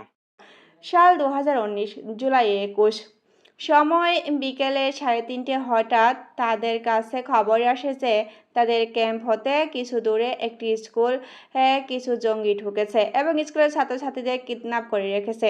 তাদের ডিমান্ড হচ্ছে রহিম বড় অপরাধীকে ছেড়ে দেওয়া। আমাদের একটা টিম করি যাতে স্কুল ছাত্রছাত্রীদের নিরাপদে ওখান থেকে বের করতে পারি। তারপর টিম লিডার ছিলাম আমি। আমরা আমাদের মিশনে নেমে পড়ি। আমরা আমাদের মিশন অনেকটাই এগিয়েছিলাম, তখনই স্যার কল করেন। তোমাদেরকে এই মিশন এখানেই বন্ধ করতে হবে। কিন্তু কেন স্যার? আমরা আমাদের মিশনে পুরো শেষের কাছাকাছি। উপর থেকে অর্ডার এসেছে। Sorry sir. বলে কল কেটে দেয় এবং মিশন সাফল্যের সাথে কমপ্লিট করে। পরের দিন অর্ডার না মানার কারণে কোর্ট মার্শাল হয় এবং কাবিরের 3 মাসের জন্য সাসপেন্ড করা হয়। কাবিরের অনেক রাগ হয় এবং সে কাবির খানকে গিয়েই বলে, স্যার, এটাই কি দেশের সেবা? আমরা কি করব? আমাদের পাওয়ার তো ঠিকই দেওয়া হয়, কিন্তু সেই পাওয়ার ব্যবহারের জন্য অন্য জনের পারমিশন নেওয়া লাগে। তুই আজ এই প্রথম দেখেছ, আর আমি গত 30 বছর থেকে দেখে আসছি। আমরা কি কিছুই করতে পারবো না? হ্যাঁ, একটা রাস্তা আছে, কি স্যার? যা পাওয়ারের থেকেও করা যাবে না। তা আমার বিনা পাওয়ারে করব। তুমি আর্মি ছেড়ে দাও এবং দেশের সবচেয়ে বড় অপরাধী হয়ে যাও, যার নাম শুনলে মানুষ অপরাধ করতে ভয় পাবে। তুমি হবে আমাদের এত বছরের প্ল্যানের কিং। মানে বুঝলাম না। এই ফাইলগুলোতে ক্রিমিনালদের ডিটেলস আছে, যাদের তোমার শেষ করতে হবে। এটা আমাদের আর্মির বহুদিনের সিক্রেট মিশন। এটার বিষয়ে মাত্র কয়েকজনই জানে। আর হ্যাঁ, তুমি এখানে আর্মির কোনো সাহায্য পাবে না, তবে তুমি 2জন অফিসার নিতে পারো। ওকে স্যার, আমি মিলয় আর আদিলকে সাথে নিব আমার। Best of luck. সেদিন তাদের যাত্রা শুরু হয়। এরপর এক এক করে সবাইকে খুঁজে বের করে এবং দেশে অপরাধী কমাতে থাকে। কবিরের কথা শেষ হতে না হতে তানভীর আর মহসিন কবিরকে জড়িয়ে ধরে এবং বলতে লাগে, সরি ইয়ার, আমরা তোকে বুঝতে পারিনি। সরি, তোর পাশে রাখ যেভাবে পিছে পড়েছিল। সরি। বাবা, তুমি তো আমাদের বলতে পারতে। তার বদলে আমাদেরকে ওর পিছনে লাগিয়ে দিয়েছো। মহসিন ওনার কোনো দোষ নেই। আমি বলেছিলাম আমার কথা না বলতে। আর এই মন্ত্রীকে জালের মধ্যে ফেলার জন্য এটা একটা ছোট প্ল্যান ছিল। কি বলিস? আর কোন মন্ত্রী? মন্ত্রী আজহার সওদাগর। কি? মন্ত্রী আজহার সওদাগর? উনি তো খুব ভালো মানুষ। এই মন্ত্রী বাংলাদেশের সবচেয়ে বড় অপরাধী। কি বলছিস? সবকিছু আমাদের খুলে বল। আমি গত সপ্তাহে যখন একটা কেসের ফাইল পড়ছিলাম, তখন দেশের বড় বড় কয়েকজন মানুষের নাম সামনে আসে। তাদের মধ্যে মন্ত্রী আজহার সওদাগর অন্যতম। Are you sure? হ্যাঁ, আমি প্রথমে এটা বিশ্বাস করতে পারিনি। আর আমি যখন এই মন্ত্রীর বিষয়ে তদন্ত করি, তখন খুব বড় একটা গোপন তথ্য আমার সামনে আসে। আর সেটা বলতে তোদের এখানে এনেছি। কবিরের কথা থামিয়ে মিথিলার কাছে যায়। এতক্ষণ শুধু মিথিলা চুপ করে কথা শুনছিল এবং ভাবছিল কবির কি তাকে মাফ করবে। তখনই মহসিন বলে, কি তথ্য আমাদেরকে বল। শোন তাহলে, আমি যখন মন্ত্রীর বিষয়ে তদন্ত করি তখন একটা কথা জানতে পারি যা আমি কখনো কল্পনাও করতে পারিনি, যে এমন একটা সত্যি আমি জানতে পারবো। এই আজহার সওদাগর আমার বাবাকে মেরেছে। বাবার গাড়ি অ্যাক্সিডেন্ট হয়নি। এটা একটা বড় প্ল্যানই ছিল। আর শুধু আমার বাবাকে নয়, মিথিলার চাচা ও মাকে এই মন্ত্রী মেরেছে। এটা একটা বড় প্ল্যানই ছিল, যার কারণে আমার বাবা, মিথিলার মা ও চাচার মৃত্যু হয়েছে। তোর কাছে কি প্রমাণ আছে? এনে এটা দেখ। কাবির তানভীরের দিকে একটা ফাইল দিল, যা দেখে মহসিন ও তানভীর অবাক হলো। কাবিরের সব কথা সঠিক, মহসিন বলল। এখানে তো আজহার সওদাগরের সব অপরাধের প্রমাণ আছে। আমরা মনে করতাম উনি একজন ভালো মানুষ। কাবিরের কথা শুনে মিথিলা জোরে জোরে কান্না করতে লাগলো। কাবির মিথিলাকে জড়িয়ে ধরে বলতে লাগলো, এই কাঁদবে না প্লিজ। এই মন্ত্রী এমনটা কেন করলো? আমার মা ও চাচু কি ক্ষতি করেছিল ওর? ওনারা ওর কোনো ক্ষতি করেনি, শুধু ন্যায়ের পথে হেঁটেছিলেন বলে এই মন্ত্রী ওনাদেরকে মেরে দেয়। আমাকে সবকিছু খুলে বলো প্লিজ। তাহলে শোনো, আমি যখন তদন্ত করি তখন জানি এই কথাগুলো। আমি তদন্ত করে জানতে পারি আমার বাবা একজন সৎ পুলিশ অফিসার ছিলেন। উনি আজহার সওদাগর সব অপরাধের কথা জানতে পারেন এবং প্রমাণ সংগ্রহ করেন। উনি সব প্রমাণ ডিএসপির কাছে দেন। আর এই ডিএসপি ছিল আজহার সওদাগরের কেনা গোলাম। একদিন ডিএসপি বাবাকে কোন কেসের কথা বলে একটা রাস্তার পাশে আসতে বলে। এটা ছিল ওদের প্ল্যান। বাবা তা বুঝতে পারেনি। তিনি চলে যান ওখানে। সেদিন আমার জন্ম হওয়ার কথা ছিল। তিনি পরিবারের কথা না ভেবে ডিউটির জন্য ঘর থেকে বেরিয়ে যান। সেদিন কে জানতো উনি আর ফিরবে না। বাবাকে মন্ত্রী টাকার অফার দেয়, কিন্তু তিনি তা মানা করে দেন। যার কারণে মন্ত্রী বাবাকে মেরে ফেলে। আর ভুলবশত তোমার মা দেখে ফেলেন। কিন্তু তুমি ওনার পেটে ছিলে বলে উনি কোনো কিছু কাউকে বলেননি। তোমার জন্মের পর উনি একদিন ঠিক করেন উনি পুলিশকে সবকিছু বলবেন। উনি তোমার চাচাকে বলেন। তোমার চাচা তোমার মাকে সাপোর্ট করেন। তোমার বাবা দেশের বাইরে ছিলেন বলে তোমার মা আর চাচা কাউকে কিছু না বলে পুলিশ স্টেশনে যান এবং সবকিছু খুলে বলেন পুলিশকে। কিন্তু ডিএসপি সবকিছু মন্ত্রীকে বলে দেয়। যার কারণে মন্ত্রী তোমার মা ও চাচাকে মেরে গাড়ি অ্যাক্সিডেন্টের নাটক করে। আর এটা সাধারণ অ্যাক্সিডেন্ট হওয়ায় কোনো ধরনের তদন্ত করা হয়নি। যার কারণে এই কথাগুলো সামনেই আসেনি। কাবির কথা বন্ধ করলো। মিথিলা কেঁদে কেঁদে হাল বেহাল করে ফেলছে। কাবির তাকে সান্ত্বনা দিচ্ছে। তখনই মহসিন বলল, শালা, এই মন্ত্রীকে আমি এখনই গিয়ে গুলি করে মেরে ফেলবো। এই কারণে তোদেরকে এতদিন বলিনি। সরি, আমাদেরকে কি করতে হবে? মন্ত্রীকে মারা এখন অনেক কঠিন, কারণ ওর কাছে এখন অনেক পাওয়ার আছে। আচ্ছা, ওই ডিসিপি এখন কোথায়? ও আর এখন ডিএসপি নেই, ও এখন তোমাদের কমিশনার। কি, কমিশনারও জড়িত? তাই আমাদের খুব সতর্কতার সাথে প্ল্যানিং করতে হবে। তা তোর প্ল্যান কি? বর্তমানে কোনো প্ল্যান নেই। এখান থেকে মিথিলার সাথে ওদের বাসায় যাব। সেখান থেকে তাদের বিয়ে খাবো। তারপর না হয় কিছু ভাববো। তুই আমার বাসায় না থেকে মিথিলার বাসায় থেকে বিয়ে খাবি মানে? বাড়ির বড় জামাই বলে কথা। আর আমার বন্ধুত্বের কোনো দাম নেই? আরে আমি তো মজা করছিলাম। আর ইসরাতের কোনো ভাই নেই, তাই ওদের কিছু সাহায্য করা লাগবে না বলো? ওকে, তোর যা ইচ্ছে তাই কর। তারপর কাবির মহসিন ও তানভীরের সাথে কিছু কথা বলে। মিথিলাকে নিয়ে চলে আসলো কাবির। মিথিলা ও কাবির দুজনেই গাড়িতে বসে আছে, কেউ কোনো কথাই বলছে না। মিথিলা ভাবছে কাবির কি তাকে মাফ করবে। সে যে না বুঝে ভালোবাসার উপর সন্দেহ করেছে। কাবির নীরবতা ভেঙেই বলল, কোনো কিছু খাবে?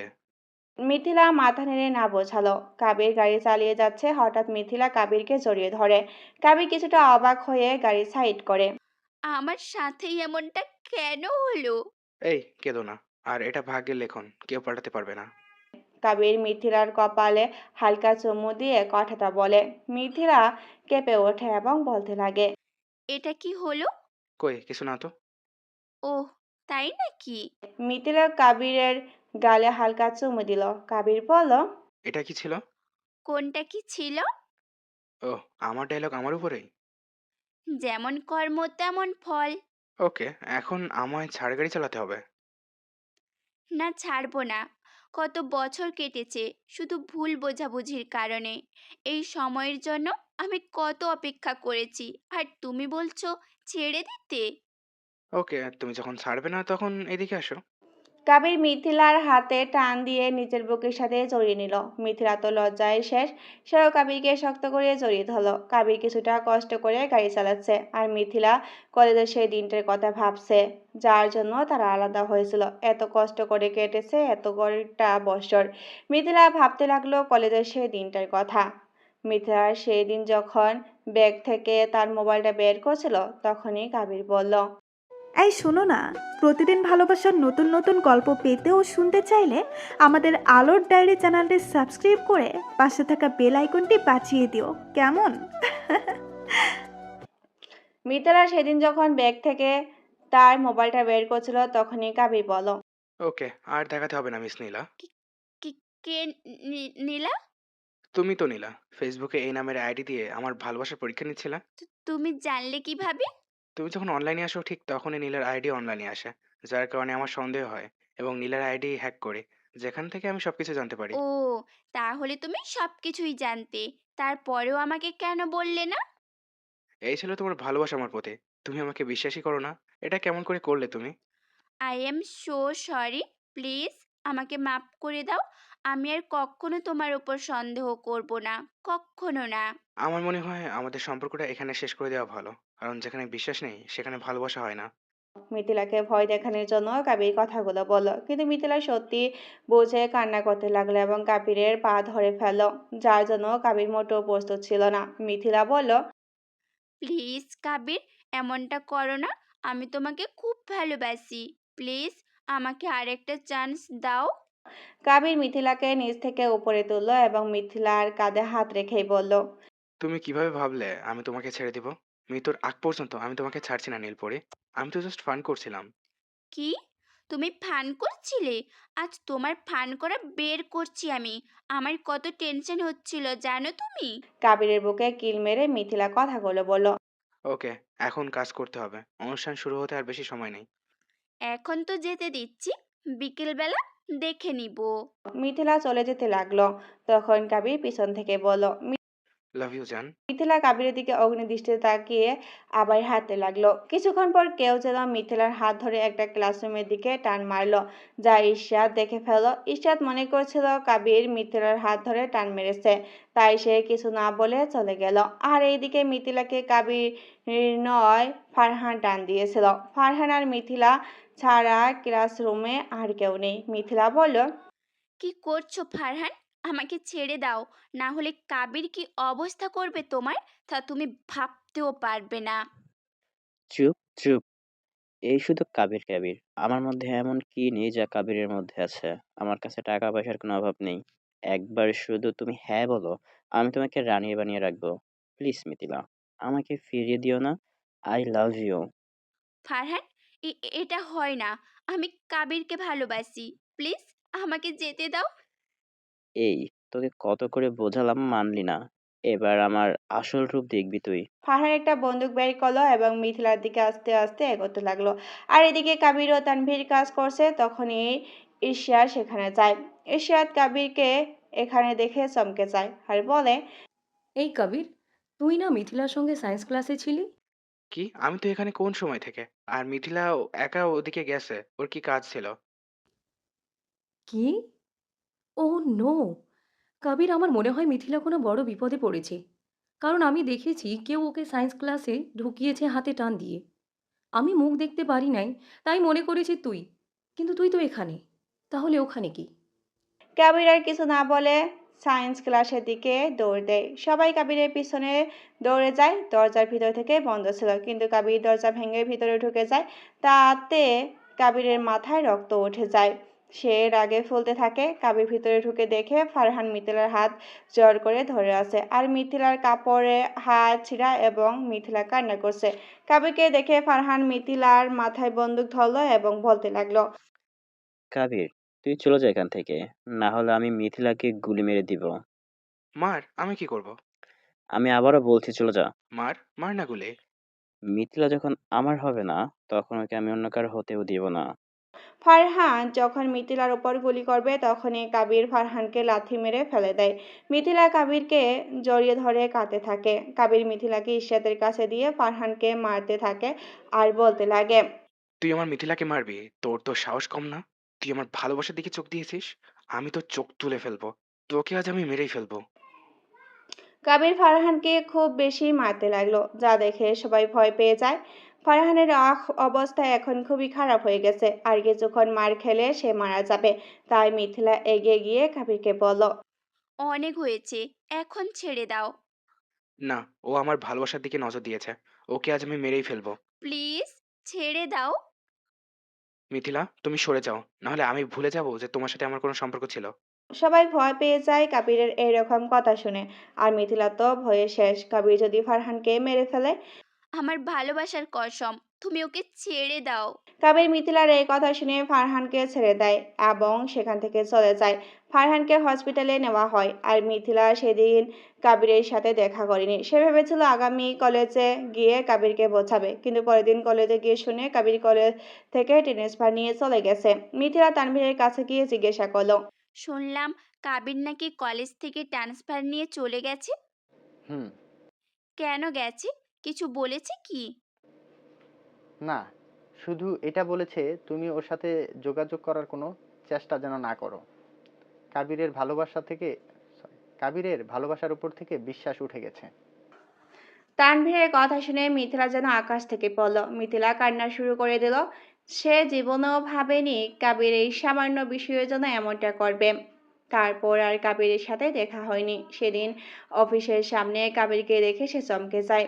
কাবিরের ডাকে মিথিলা ভাবনা থেকে বের হলো। কাবির বলল, ভাবছি এত বছর পর তুমি আমার সাথে দেখা করতে আসছো, তার জন্য আমি খুশি হব, না এত বছর আসনি তার জন্য আমি রাগ করব।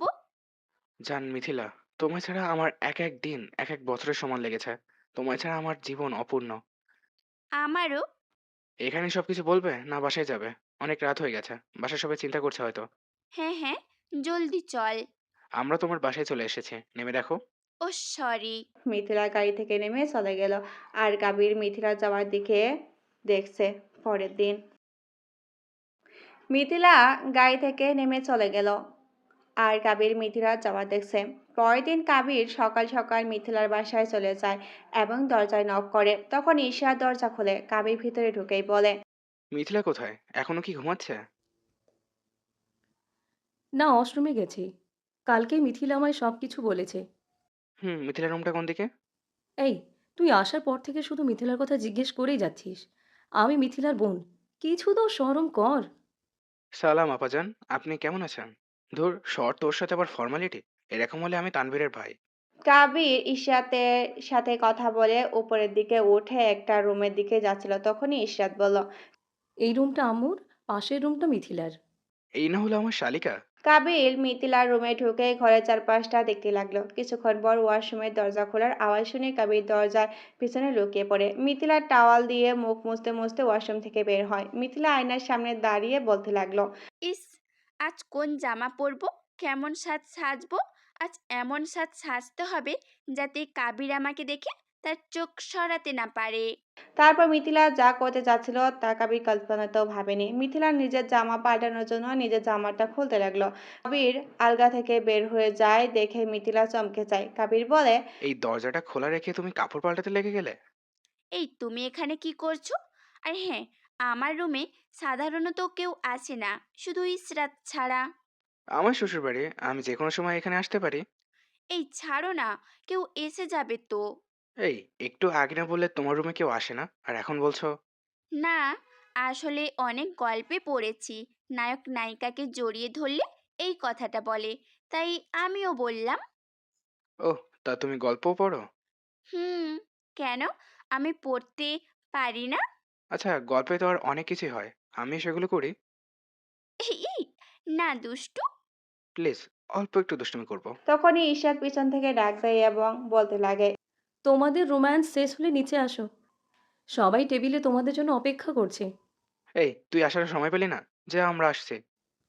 ওকে, তাড়াতাড়ি আসিস, রোম্যান্স করার জন্য সারা জীবন সময় আছে। ঈশাত নিচে চলে গেল, আর মিথিলা লজ্জায় শেষ। কাবির আর মিথিলা নিচে খাবার টেবিলে যায়। তখন রুকসানা খান বললেন, কাবির এখানে? তা মিথিলার সাথে সবকিছু ঠিকঠাক হয়েছে তো? জি শাশুড়ি আম্মা। আঙ্কেল কোথায়? ওনাকে তো দেখছি না। চাচু লন্ডন গেছেন, কাল ফিরবেন। ও, কাবির, তুমি যদি আজ ফ্রি থাকো তাহলে এদেরকেও শপিং করতে নিয়ে যাও প্লিজ। ভাই বাড়িতে নেই, আর আমি ওদের সাথে শপিংয়ে গেলে আমার মাথা নষ্ট হয়ে যায়। ঠিক আছে, আমি ওদের শপিংয়ে নিয়ে যাব। যাও, আমার মাথার উপর থেকে এই বিপদটা গেল। এখানে আবার বিপদ কি আছে? সামান্য শপিংয়েরই তো ব্যাপার। রাতে যখন ওদেরকে নিয়ে শপিং করে আসবে তখন এই প্রশ্ন করার দরকার পড়বে না, এমনিতেই বুঝে যাবে। ঠিক আছে। সবাই নাস্তা শেষ করলো। নাস্তা শেষে মিথিলা ও ইশরাত বোরকা পরে বের হলো। কাবির তাদেরকে গাড়িতে তুলে তানভীরকে কল দিয়ে শপিং মলে আসতে বলল। শপিং মলে এসে তানভীরের সাথে মিথিলা ও ইশরাতকে ভিতরে পাঠিয়ে মহসিনকে কল দেয় কাবির। কল ধরে মহসিন। কি রে, এই আনটাইমে কল দিলি? কেন, অন টাইমে কল দেওয়া নিষেধ নাকি? তোর যখন ইচ্ছা কল দিস। এখন বল, কেন কল দিয়েছিস? তুই কোথায়? ভাবিকে নিয়ে সিটি শপিং মলে চলে আয়। ভাই, এখন শপিং মলে কি করব? এখানে তানভীর আর ইসরাতের বিয়ে শপিং করাবো। ভাবলাম তোকে আর ভাবিকেও এখানে আসতে বলে। ভাবির সাথে তো আর আমার পরিচয় হয় নাই, আজ পরিচিত হয়ে নেব। ভাই, বিয়ের দিন তো আসবো। আসবি কিনা বল। ওকে, 10 মিনিটের ভিতরে আসছি। এই না হলো মেজর মহসিন। কল রেখে কাবির শপিং মলের ভিতরে গেল। ভিতরে গিয়ে কাবির মিথিলাকে বলল। তা কি কি কিনলে? এখনো কিছু চয়েস করিনি, বিয়ের শপিং তো, তাই ভেবেচিন্তে করতে হবে। ওকে, আমি ক্যান্টিন থেকে কিছু খেয়ে আসি। আরো কিছু লাগবে? সবাই না বলল। কাবির ক্যান্টিনে গিয়ে আদিলকে ফোন দিল। আদিল কল ধরে। সালাম ভাই, হঠাৎ মনে পড়লো, কেমন আছেন? আমি ভালো, তুই কেমন আছিস? আর মিলা কেমন আছে? আমরা সবাই ভালো। জুন 23-এর প্ল্যানিং সবকিছু শেষ তো? ভাই, সবকিছু ঠিকঠাক, শুধু আপনার অর্ডারের অপেক্ষা। গুড, তোরা খেয়াল রাখিস। বাই। বাই। কাবির কল কেটে এক কাপ কফি খেয়ে মিথিলাদের কাছে গেল। গিয়ে দেখে মহসিন ও মহসিনের স্ত্রী এসে গেছেন। মহসিন বলল। কি রে, আমাদেরকে এনে তুই কোথায়? সরি, ক্যান্টিনে গিয়েছিলাম। সালাম ভাবি। ওহ সালাম, তুমি কাবির, তোমার কথা অনেক শুনেছি। তাই নাকি? মহসিন স্ত্রীর সাথে কিছু আলাপ করে কাবির। তারপর তাসরিনকে সবার সাথে পরিচয় করিয়ে দেয়। তাসরিন মিথিলাদের সাথে শপিংয়ে যোগ দেয়। তারপর কাবির সেখান থেকে আসতে লাগলো। মিথিলা বলে। এই, তুমি কিছু কিনবে না? আমার জন্য তো তুমি আছো। তোমার যা ভালো লাগে তা আমার জন্য কিনে নেও। পরে পছন্দ না হলে আমার দোষ নেই কিন্তু। ওকে, ভাবিকে কিছু কিনে দিবে। আর ভাবি, আপনি মহসিনের জন্য কিছু কিনে নেবেন। আরে, আমার লাগবে না। কথা কম বলো, আমরা ওই দিকটায় আছি, দরকার লাগলে কল দিও। আমি তোদের সাথে আসি। এখানে আর কিছুক্ষণ থাকলে আমার মাথা নষ্ট হয়ে যাবে। না, তুই এখানে থাক, তোর বিয়ে বলে কথা। তারপর কবির আর মহসিন সেখান থেকে চলে আসে। সেখানে একটা ফিল্ম থিয়েটার ছিল। সেখান থেকে মহসিন টিকিট কিনলো। যা দেখে কবির বলল। এখানে আমরা শপিং করতে এসেছি, আর তুই মুভি দেখার জন্য টিকিট কিনলি কেন? ভাই, আমি বিবাহিত, তাই আমি জানি এদের শপিং এত তাড়াতাড়ি শেষ হবে না। আর বহুদিন থেকে মুভি দেখা হয় নাই। চল দেখে আসি। যদি তাদের কোনো দরকার হয়? মোবাইল তো সাথে আছে, চল। মহসিন আর কবির মুভি দেখতে চলে গেল। তারা মুভি দেখতে লাগলো আর এদিকে মিথিলারা শপিং করছে। প্রায় 2 ঘন্টা 30 মিনিট পর কবির আর মহসিনে মুভি দেখে বের হলো। বের হওয়া দেখে মহসিন আর কবির মুভি দেখতে চলে গেল। তারা মুভি দেখতে লাগলো আর এদিকে মিথিলা শপিং করছে। প্রায় 2 ঘন্টা 30 মিনিট পর কাবির আর মহসিন মুভি হতে বের হলো। মুভি দেখা হলে বের হয়। বের হয়ে দেখে এখনো মিথিলাদের শপিং শেষ হয়নি। কাবির বলল। তোমাদের এখনো শপিং শেষ হয়নি? এই তো শেষ হবার পথে। তারপর না হয় শপিং করবে। ভাই, আমার জানা আছে। এই, আর কিছুক্ষণ অপেক্ষা করো, এদের শপিং শেষ হলে খেয়ে নিব। ভাই, আমার জানা আছে এদের আরো কত সময় শপিংয়ে লাগবে। আমার অনেক খিদে পেয়েছে, আগে কিছু খেয়ে নেই। তারপর সবাই দুপুরের খাবার খেয়ে নিল। খাবার খেয়ে মিথিলারা শপিং করতে চলে গেল। কাবির আর মহসিন এবার ওদের সাথে গেল। বর্তমানে রাত 9টা 20 বাজে। কাবির বলল। এই, তোমাদের শেষ হলো? এই তো আরো 5 মিনিট। গত 2 ঘন্টা থেকে তোমাদের 5 মিনিট শেষ হচ্ছে না। ভাই, আমার কথা কি ঠিক হলো? হ্যাঁ ভাই, এই জন্য শাশুড়ি আম্মা আমাকে বলেছিলেন রাতে আসার পর প্রশ্নের উত্তর পেয়ে যাবে। এরকম হলে আমি আসতামই না।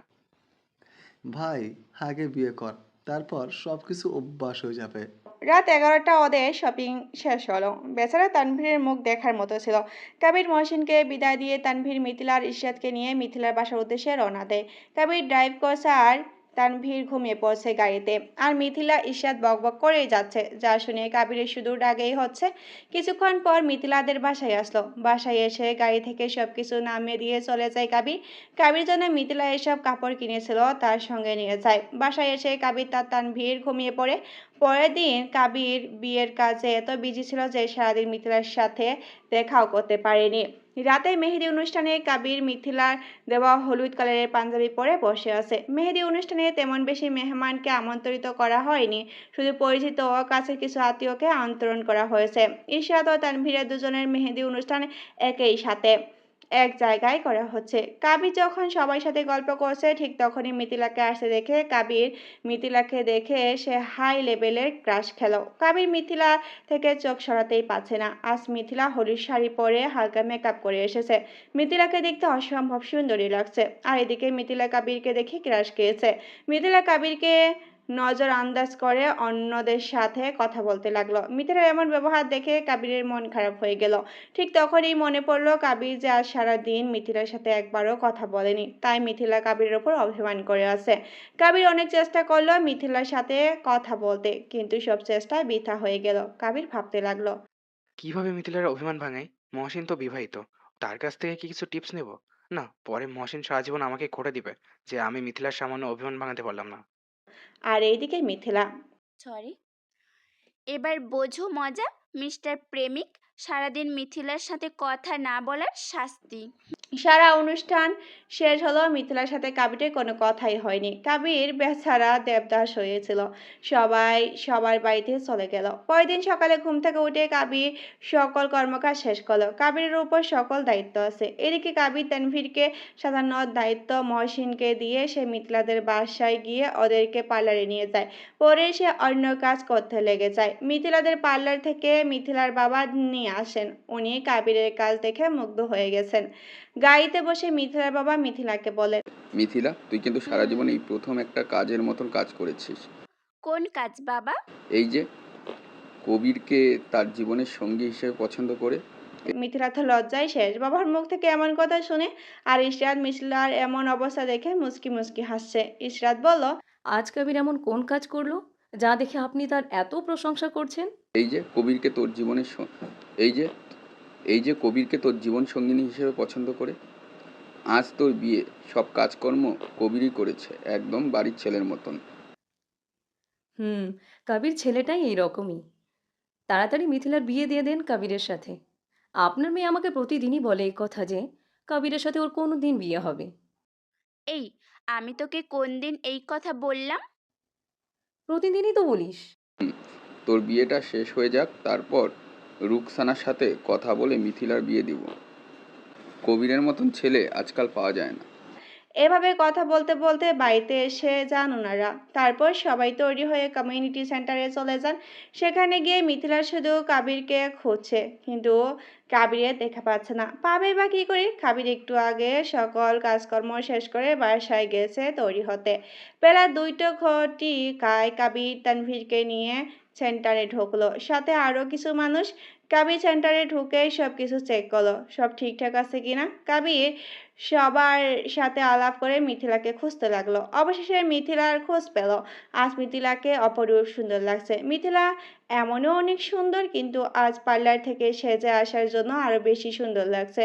মিথিলা একটা ছেলের সাথে দাঁড়িয়ে কথা বলছে, সেটা দেখে কাবির চলে গেলে ভাবলো মিথিলার সাথে পরে কথা বলবে। কাবির মহসিন এবং তানভীর বন্ধুদের সাথে কিছু সময় আড্ডা দিয়ে এসে দেখলো মিথিলা এখনো সেই ছেলেটির সাথে হেসে হেসে কথা বলছে।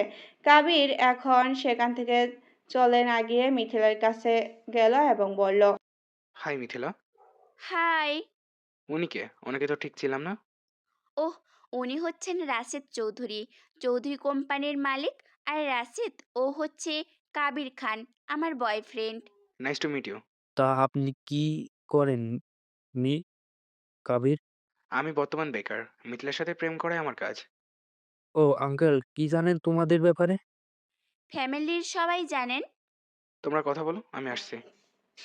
কাবির সেখান থেকে চলে আসলো। তারপর সবার খাওয়া দাওয়া শেষ করে ইশরাত তানভীরের গাড়িতে তুলে দিয়ে সবাই যার যার বাড়িতে চলে গেল। ইশরাত ও মিথিলা হালকা কান্না করে আর রুকসানা বেগম খুব বেশি কাঁদলেন মেয়েকে জড়িয়ে। সেদিন সবার থেকে বিদায় নিয়ে কাবির কোথাও চলে গেল। তানভীর কল দিয়ে তাকে বলে জরুরি কাজ আছে। পরের দিন সকালে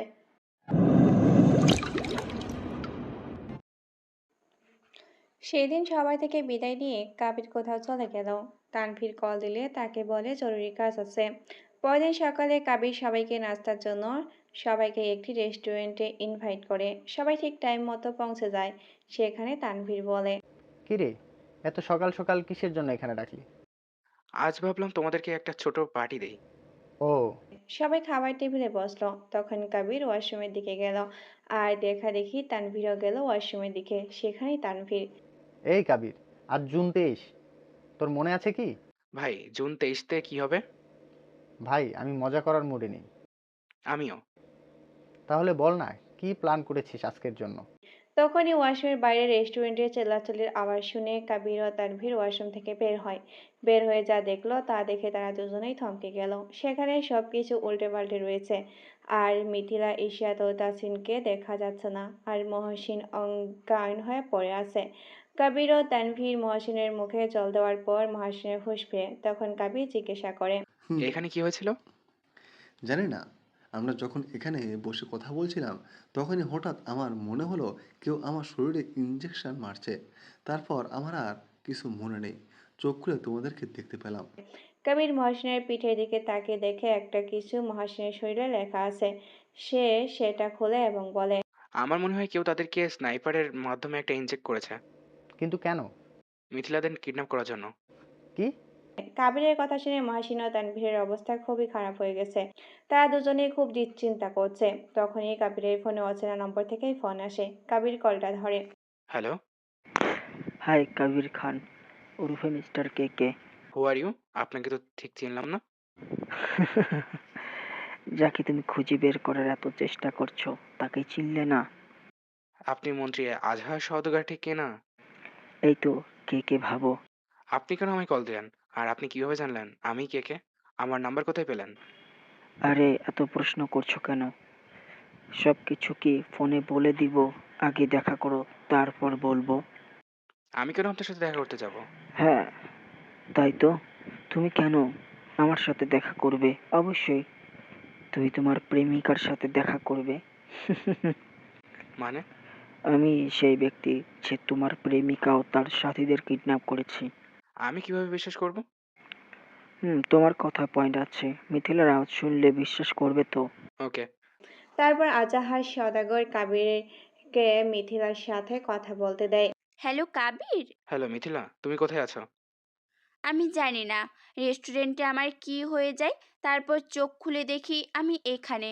প্লিজ আমাদেরকে এখান থেকে নিয়ে যাও। ইসরাত ও তাসরিন কি তোমার সাথে? হুম। ঠিক তখনই ফারহান সওদাগর মিথিলাকে চড় মারে এবং মোবাইলটা ওর হাত থেকে নিয়ে বলে, কিরে, সব প্রেম আলাপ মোবাইলেই করবি নাকি? ফারহান, তুইও তোর বাপের সাথে জড়িত? বাবা, আমাকে চিনে ফেললি? নামটাও এখন তো মনে আছে। তোকে কি করে বলতে পারি? তাহলে চলে আয় এখানে, তোর সাথে দেখা করি। কিছু পুরনো হিসাব রয়ে গেছে, যা আজ মিটিয়ে নিব। আজ থেকে আজ থেকে মেরে মিথিলাকে বিয়ে করব। আর হ্যাঁ, তোর এখানে আসতে যত সময় লাগবে তার প্রত্যেক মিনিট মিথিলাকে একটি করে চড় খাবে। এই মিথিলার কিছু করিস না, আমি আসছি। এই না, ঠিক জায়গায় আসলি। আমি তোকে লোকেশন এসএমএস করেছি। আর হ্যাঁ, একলা আসবি। তবে তোর 2 চামচা ফ্রেন্ডকে আনতে পারিস তোর লাশটা নেওয়ার জন্য। ফারহান কল কেটে দেয়। প্রায় 15 মিনিট পর কাবির ফারহানের দেওয়া ঠিকানায় পৌঁছে যায়। সেখানে পৌঁছে কাবির দেখতে পায় মিথিলা, ইশরাত ও তাসরিন তিনজনকে 3 চেয়ারে বেঁধে রাখা হয়েছে। কাবির সেখানে যেতে আজাহার সওদাগর বললেন, এই তো দেখি একদম ঠিক সময় এসে গেছিস। কাবির সবসময় সব জায়গায় ঠিক সময় পৌঁছে যায়, কিন্তু কাবিরের সময় দেখে অন্যদের সময় নষ্ট হয়ে যায়। এই, এখানে কোনো শুটিং চলছে না যে তুই ডায়লগ মারিস? তা আমাকে এখানে কেন ডেকেছেন, জানতে পারি কি? আজ তোকে মেরে ফেলবই। তুই আমার বাবা আহজান সওদাগরকে মারার প্ল্যান করেছিস। কাবির, তুই তো খুবই ভাগ্যবান, তোর বাবাকে আমি মেরেছি আর আজকে তোকে আমার ছেলে মারবে। দেখা যাবে কে কাকে মারে। এই কাবিরকে মারার জন্য এখনো কোনো যন্ত্র বা অস্ত্র আবিষ্কার করা হয়নি। তুই ভুল বলেছিস কাবির, তোকে মারার জন্য আমি একটা অস্ত্র আবিষ্কার করে ফেলেছি। জানিস কাবির, পৃথিবীর সবচেয়ে বড় অস্ত্র হচ্ছে বিশ্বাসঘাতকতা, যা আমি তোর বিরুদ্ধে ব্যবহার করব। আজহার সওদাগর কথা শেষ হতে না হতে ময়সিনা কাবিরের বুকে ডান পাশে গুলি করে, যা দেখে সবাই থ হয়ে যায়। তানভীর কি করবে তা ভেবে পাচ্ছে না, আর মিথিলা কান্না করতে শুরু করে দিল। সবাই নিজের চোখকে বিশ্বাস করতে পারছে না। তখনই ফারহান সওদাগর বলল, কি রে কাবির, সিনটা কেমন হলো? তোর কি বিশ্বস্ত বন্ধু টাকার কাছে বিক্রি হয়ে গেল? বন্ধু কি করব, 100 কোটি টাকা কম নয়। সারা জীবনে ইমানদারি করে রুজি করতে পারবো না। তুই এমনটা কিভাবে করলি?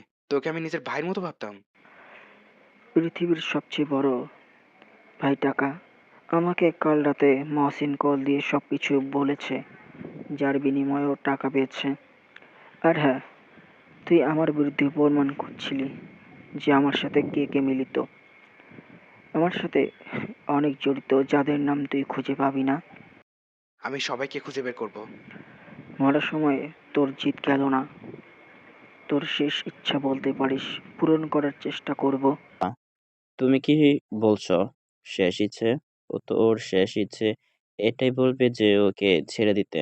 আমার আরো আশা আছে, ওর জীবনে ভিক্ষা চাইবে না, কারণ ওর বাবা যখন মৃত্যুর ঠিক কাছে ছিল তখন নিজের জীবন ভিক্ষা চায়নি। আমি কখনো আমার জীবন ভিক্ষা চাইবো না। আমার শেষ ইচ্ছা হলো তোমাদের সাথে কে কে জড়িত তাদের নাম জানা। আমি আমার ব্যবসার বিষয়ে কাউকে কিছু বলি না, দুঃখিত। আমি তোমার ইচ্ছাটা পূরণ করতে পারলাম না। আরে কাবির, তুই তো তোর জীবন ভিক্ষে চেয়েও আরো বেশি কিছু চেয়ে ফেললি। বাবা আজ পর্যন্ত আমাকে এই বিষয়ে কিছু বলেনি। ইনফ্যাক্ট উনি কাউকে ওনার সিক্রেট রুমে পর্যন্ত ঢুকতে দেয় না। তুমি হয়তো ওনার সিক্রেট রুমটা কোথায় সেটাও জানো না। এই তুই এত কিছু জেনে কি করবি? দেখেছিস তোর বাবা তোকেই বিশ্বাস করে না। ফারহান, ওর কথায় কান দিস না। বাবা, আজ তোমাকে বলতেই হবে সিক্রেট রুমটা কোথায়। ফারহান, আমরা এই বিষয়ে পরে কথা বলবো। না, তোমাকে এখানে বলতে হবে। আমি তোমাকে একটু বিশ্বাস করব না। তাহলে শোন, আমার রুমের আয়নার পিছে এবার খুশি তো? দেখলে কাবির, আমার বাবা আমাকে কত ভালোবাসে। দেখলাম। এতক্ষণ সবাই তাদের কথা শুনছিল।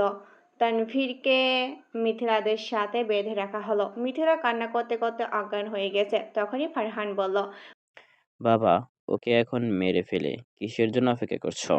ভাবছি কবিরকে মিথিলার হাতে দিয়ে মারবো। গুড প্ল্যান বাবা, দেখতে অনেক মজা লাগবে। এই মিথিলাকে এখানে নিয়ে আস।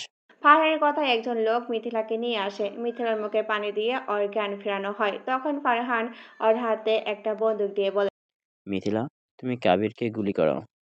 না, আমি মরে গেলেও করব না। তুমি মরে গেলে আমার কি হবে? তাই তোমাকে না মেরে তোমার বাবা, চাচিও তোমার বন্ধুদের আমি মারবো। Shoot me Mithila. আমি পারবো না। আমি যা বলছি তা করো। মিথিলা কি করবে বুঝতে পারছে না। মিথিলা নিজের মাথায় বন্দুক ধরল এবং নিজেকে নিজেই গুলি করে দিল। সবাই শব্দ শুনে থমকে গেল, কিন্তু মিথিলার কিছুই হয়নি। তা দেখে সবাই অবাক। ঠিক তখনই কাবির মাটি থেকে একটা চেয়ারে স্টোর মেরে বসলো এবং বলল, king is here, ready for the war. কি রে আজহার সওদাগর, কি ভাবছিস? বেশি ভাবিস না, তাহলে মাথায় সমস্যা করবে। কাবিরের এমন কাণ্ড দেখে সবাই অবাক। আর সবচেয়ে বড় শখ খেলো ফারহান ও আজহার এই তুমি এভাবে কথা বলছো কেন? তোমাকে না মহসিন গুলি করলো, আর মিথিলা কেন কিছু হলো না? মিথিলার হাতের বন্দুকে গুলি নেই। আর কাবিরকে মারা হয়তো সহজ, কিন্তু কে নয়। এই, আমার মাথায় কিছু ঢুকছে না। কি হচ্ছে এসব এখানে? তোকে কি বলবো, আমি নিজেও কিছু বুঝতে পারছি না। অপেক্ষা করো, সবকিছু বুঝতে পারবে। তোমরা কি মনে করেছো এই কাহিনীর লেখক তোমরা? কিন্তু এটা ভুলে গেছো, এই কাহিনী আমি তোমাদেরকে দিয়ে লেখাচ্ছিলাম। কাহিনী যে লেখক, এই কাহিনীর শেষ আমি করব। প্রথমে নিজের জীবন বাঁচাও, তারপর না হয় আমায় মারবে। আমার জীবন বাঁচতে হবে। হাসালে কবির, হাসালে। এই আজহার সওদাগরকে মারার জন্য আজ পর্যন্ত কেউ এই পৃথিবীতে জন্ম নেয়নি। আমার পাওয়ার তুই জানিস না কাবির। আমি জানি তোর পাওয়ার, তাই তো তোর পাওয়ার আমি তোর কাছ থেকে ছিনিয়ে নিয়েছি। তুই যেই পাওয়ার নিয়ে এত বড়াই করিস, সেই পাওয়ার আজ নেই তোর। মানে? টিভিটা চালু কর, তাহলে তুই তোর সব প্রশ্নের উত্তর পেয়ে যাবি। এই টিভিটা অন কর। সওদাগর টিভি অন করা হলো আর টিভির নিউজ দেখে আজাহার সওদাগর যায় অবস্থা। ওনার মাথার উপর বিদ্যুতের খুঁটি পড়ছে, কারণ নিউজ ওনার সব অপরাধ অন্যায় কর্মকাণ্ডের কথা বলছে। আমাদের কাছে আছে একটি ফাইলও ছিটি দেন। এক অজানা ব্যক্তি ওনার নাম বলছে কে। এখান থেকে আমরা যে তথ্য পাই তা অবিশ্বাস্য, কিন্তু তা সবই ঠিক। বাংলাদেশে গত মাসে যে 5,000 কোটি টাকা চুরি হয়েছিল এবং 100 মেয়ে অপহরণের পিছনে মন্ত্রী আজাহার সওদাগরের হাত ছিল। হ্যাঁ, আপনারা ঠিকই নাম শুনেছেন, মন্ত্রী আজাহার সওদাগর। উনি আরও কিছু মানুষের সাথে মিলে এইসব কাজ করেন। উনি আরও অনেক অপরাধ করেছেন, যা আজ বিকেল 5টার সংবাদে জানা হবে। নতুন নতুন খবর পাওয়ার জন্য আমাদের সাথে থাকুন। ধন্যবাদ। আজহার সওদাগর ও ফারহান সওদাগর এইসব শুনে আতঙ্কে পড়ে গেল আর কাবির হাসছে। বাকি সবাই শুধু দেখছে, কিন্তু কেউ কিছুই বুঝতে পারছে না। আজহার সওদাগর কাবিরকে জিজ্ঞাসা করলো, এই শোনো না, প্রতিদিন ভালোবাসার নতুন নতুন গল্প পেতে ও শুনতে চাইলে আমাদের আলোর ডায়েরি চ্যানেলটি সাবস্ক্রাইব করে পাশে থাকা বেল আইকনটি বাজিয়ে দিও, কেমন? আজহার সওদাগর ও ফারহান সওদাগর এইসব শুনে আতঙ্কে পড়ে গেল আর কাবির হাসছে। বাকি সবাই শুধু দেখছে, কিন্তু কেউ কিছুই বুঝতে পারছে না। আজহার সওদাগর কাবিরকে জিজ্ঞাসা করলেন, এসব তুমি এটা তো শুধু তোর ধ্বংসের একটা নমুনা। কোন সময় করলে? আমরা কাল রাত থেকে শুরু করেছি এই খেলা। মানে? মহসিন তখন কাবিরের পাশে গেল এবং বলল, তাহলে শোন, তুই কীভাবে ভাবলি আমি আমার জিগরি দোস্ত কবিরকে গুলি মারবো? আমাকে কাল রাতে কবির কল দেয় এবং ক্যাম্পে আসার জন্য বলে। সেখানে গেলে সে আমাকে এই প্ল্যানের বিষয়ে বলে। গতকাল রাত 11:30। কিরে, এত রাতে এখানে আসার জন্য কেন বললি? একটা জরুরি বিষয় নিয়ে আলোচনা করার জন্য তোকে এখানে আসতে বলেছি। তা কী বিষয়ে? আমাকে তোকে গুলি মারতে হবে। কি? আমি এখন মজা করার মুডে নেই। আমিও মজা করছি না। সব কিছু খুলে বল। তুই এখন আজহার সওদাগরকে কল দিয়ে আমার বিষয়ে বলবি এবং বিনিময়ে 100 কোটি টাকা চাইবি। আর কাল মিথিলাদেরকে কিডন্যাপ করবি আজহার সওদাগরের সাথে মিলে এবং আমাকে গুলি মারবি। আর বাকিটা আমি ম্যানেজ করব। কি বলছিস এসব? যা তুই শুনেছিস। কিন্তু এসব করে কি করবি তুই? এই মন্ত্রী বেটাকে পুরোপুরিভাবে জালে ফাঁসাতে হবে। কিভাবে? এই মন্ত্রী খুবই চালাক। ও ওর সব কালো কাজকর্মের ডিটেলস একটা রুমে রাখে, যেটা কোথাও কেউ জানে না। আর ওর ব্ল্যাক মানির খবরও কেউ জানে না। তাই আমাদের এটা করতেই হবে। ও, এতে অনেক রিস্ক আছে। কে মানেই রিক্স। বর্তমানে সব কিছু শুনলেন তো আজহার সাহেব? এই সব কিছু কবিরের প্ল্যান, আপনার নয়। ও, তাহলে এটা তোমাদের প্ল্যান। কিন্তু তোমরা এখানে এসে ভুল করেছো। এখানে তো এসে গেছো, কিন্তু এখান থেকে বেঁচে ফিরতে পারবে না। এই সবাই ওকে মার। আজহার সওদাগর তার ভাড়া করা গুন্ডাদের কাবিরকে মারার জন্য বলে, কিন্তু ওরা কাবিরকে না মেরে কাবিরের পাশে গিয়ে দাঁড়ায়, যা দেখে ফারহান সওদাগর বলে, ওর পাশে দাঁড়িয়ে থাকার জন্য তোমাকে ভাড়া করিনি, ওকে মারার জন্য ভাড়া করেছি। ওদের মধ্যে একজন বলে উঠল, আমরা ওনাকে মারতে পারবো না, কারণ আমরা ওনার আন্ডারে কাজ করি, উনি আমাদের বস। কি? তুই কি ভেবেছিস কে এত ছোট প্ল্যান করবে? কে যেই প্ল্যান করে তা নিখুঁতভাবেই করে। এখন তোদেরকে কে বাঁচাবে? এই কাবির, আমাকে মেরে তোর কোনো লাভ হবে না। তার চেয়ে বরং আমার যা সম্পত্তি আছে তা তুই নিয়ে নে আর আমাকে ছেড়ে দে। তুই তো সম্পত্তি দেওয়া আর না দেওয়ার কে রে? তোর সম্পত্তি সব এখন আমার। তোর সিক্রেট রুম থেকে সব তথ্য বের করে ফেলেছে এবং তোর পুরনো বাড়ি থেকে সব টাকা নিয়ে নিয়েছে। এখন তুই পথের ভিখারি। কি? তবে তোকে বাঁচার একটা চান্স দিতে পারি। কি সেটা? তুই তোর ছেলেকে মেরে ফেল, কারণ তুই তোর ছেলেকে ভালো মানুষ না বানিয়ে তোর মতো এক জানোয়ার বানিয়েছিস। কি? আমি এটা পারবো না। তাহলে তুই মর। আমাকে ছেড়ে দে কাবির, প্লিজ। ঠিক তখনই আজহার সওদাগর ফারহানের মাথায় গুলি করে এবং ফারহান মারা যায়। কাবির কখনো ভাবেনি আজহার সওদাগর এমন কিছু করবে। তখন কাবির বলল, তুমি নিজে বাঁচার জন্য তোমার নিজের ছেলেকে মেরে ফেললে। তুই ভুল ভাবছিস কাবির। আমি বাঁচার জন্য নিজের ছেলেকে মারিনি। তোর জন্যই খুবই খারাপ কিছু অপেক্ষা করছে। সে আসবে, শুধু অপেক্ষা কর। সে আসলে কি করবে তার একটা নমুনা আমি তোকে দেখিয়ে মরবো। আজাগর সওদাগর কিছু না বলে মিথিলার বুকের ডান পাশে গুলি করে। এটা দেখে কেউ কিছু করতে যাবে তার আগে আজাহার সওদাগর নিজের মাথায় নিজে গুলি মারে মরে যায়। তখনই কাবির মিথিলার কাছে যায় এবং কান্না করে বলে, মিথিলা, এই মিথিলা, চোখ খুলো। এই, কাবির মিথিলাকে নিয়ে চল হসপিটালে যাই। চল তাড়াতাড়ি চল। মিথিলা অজ্ঞান হয়ে গেছে।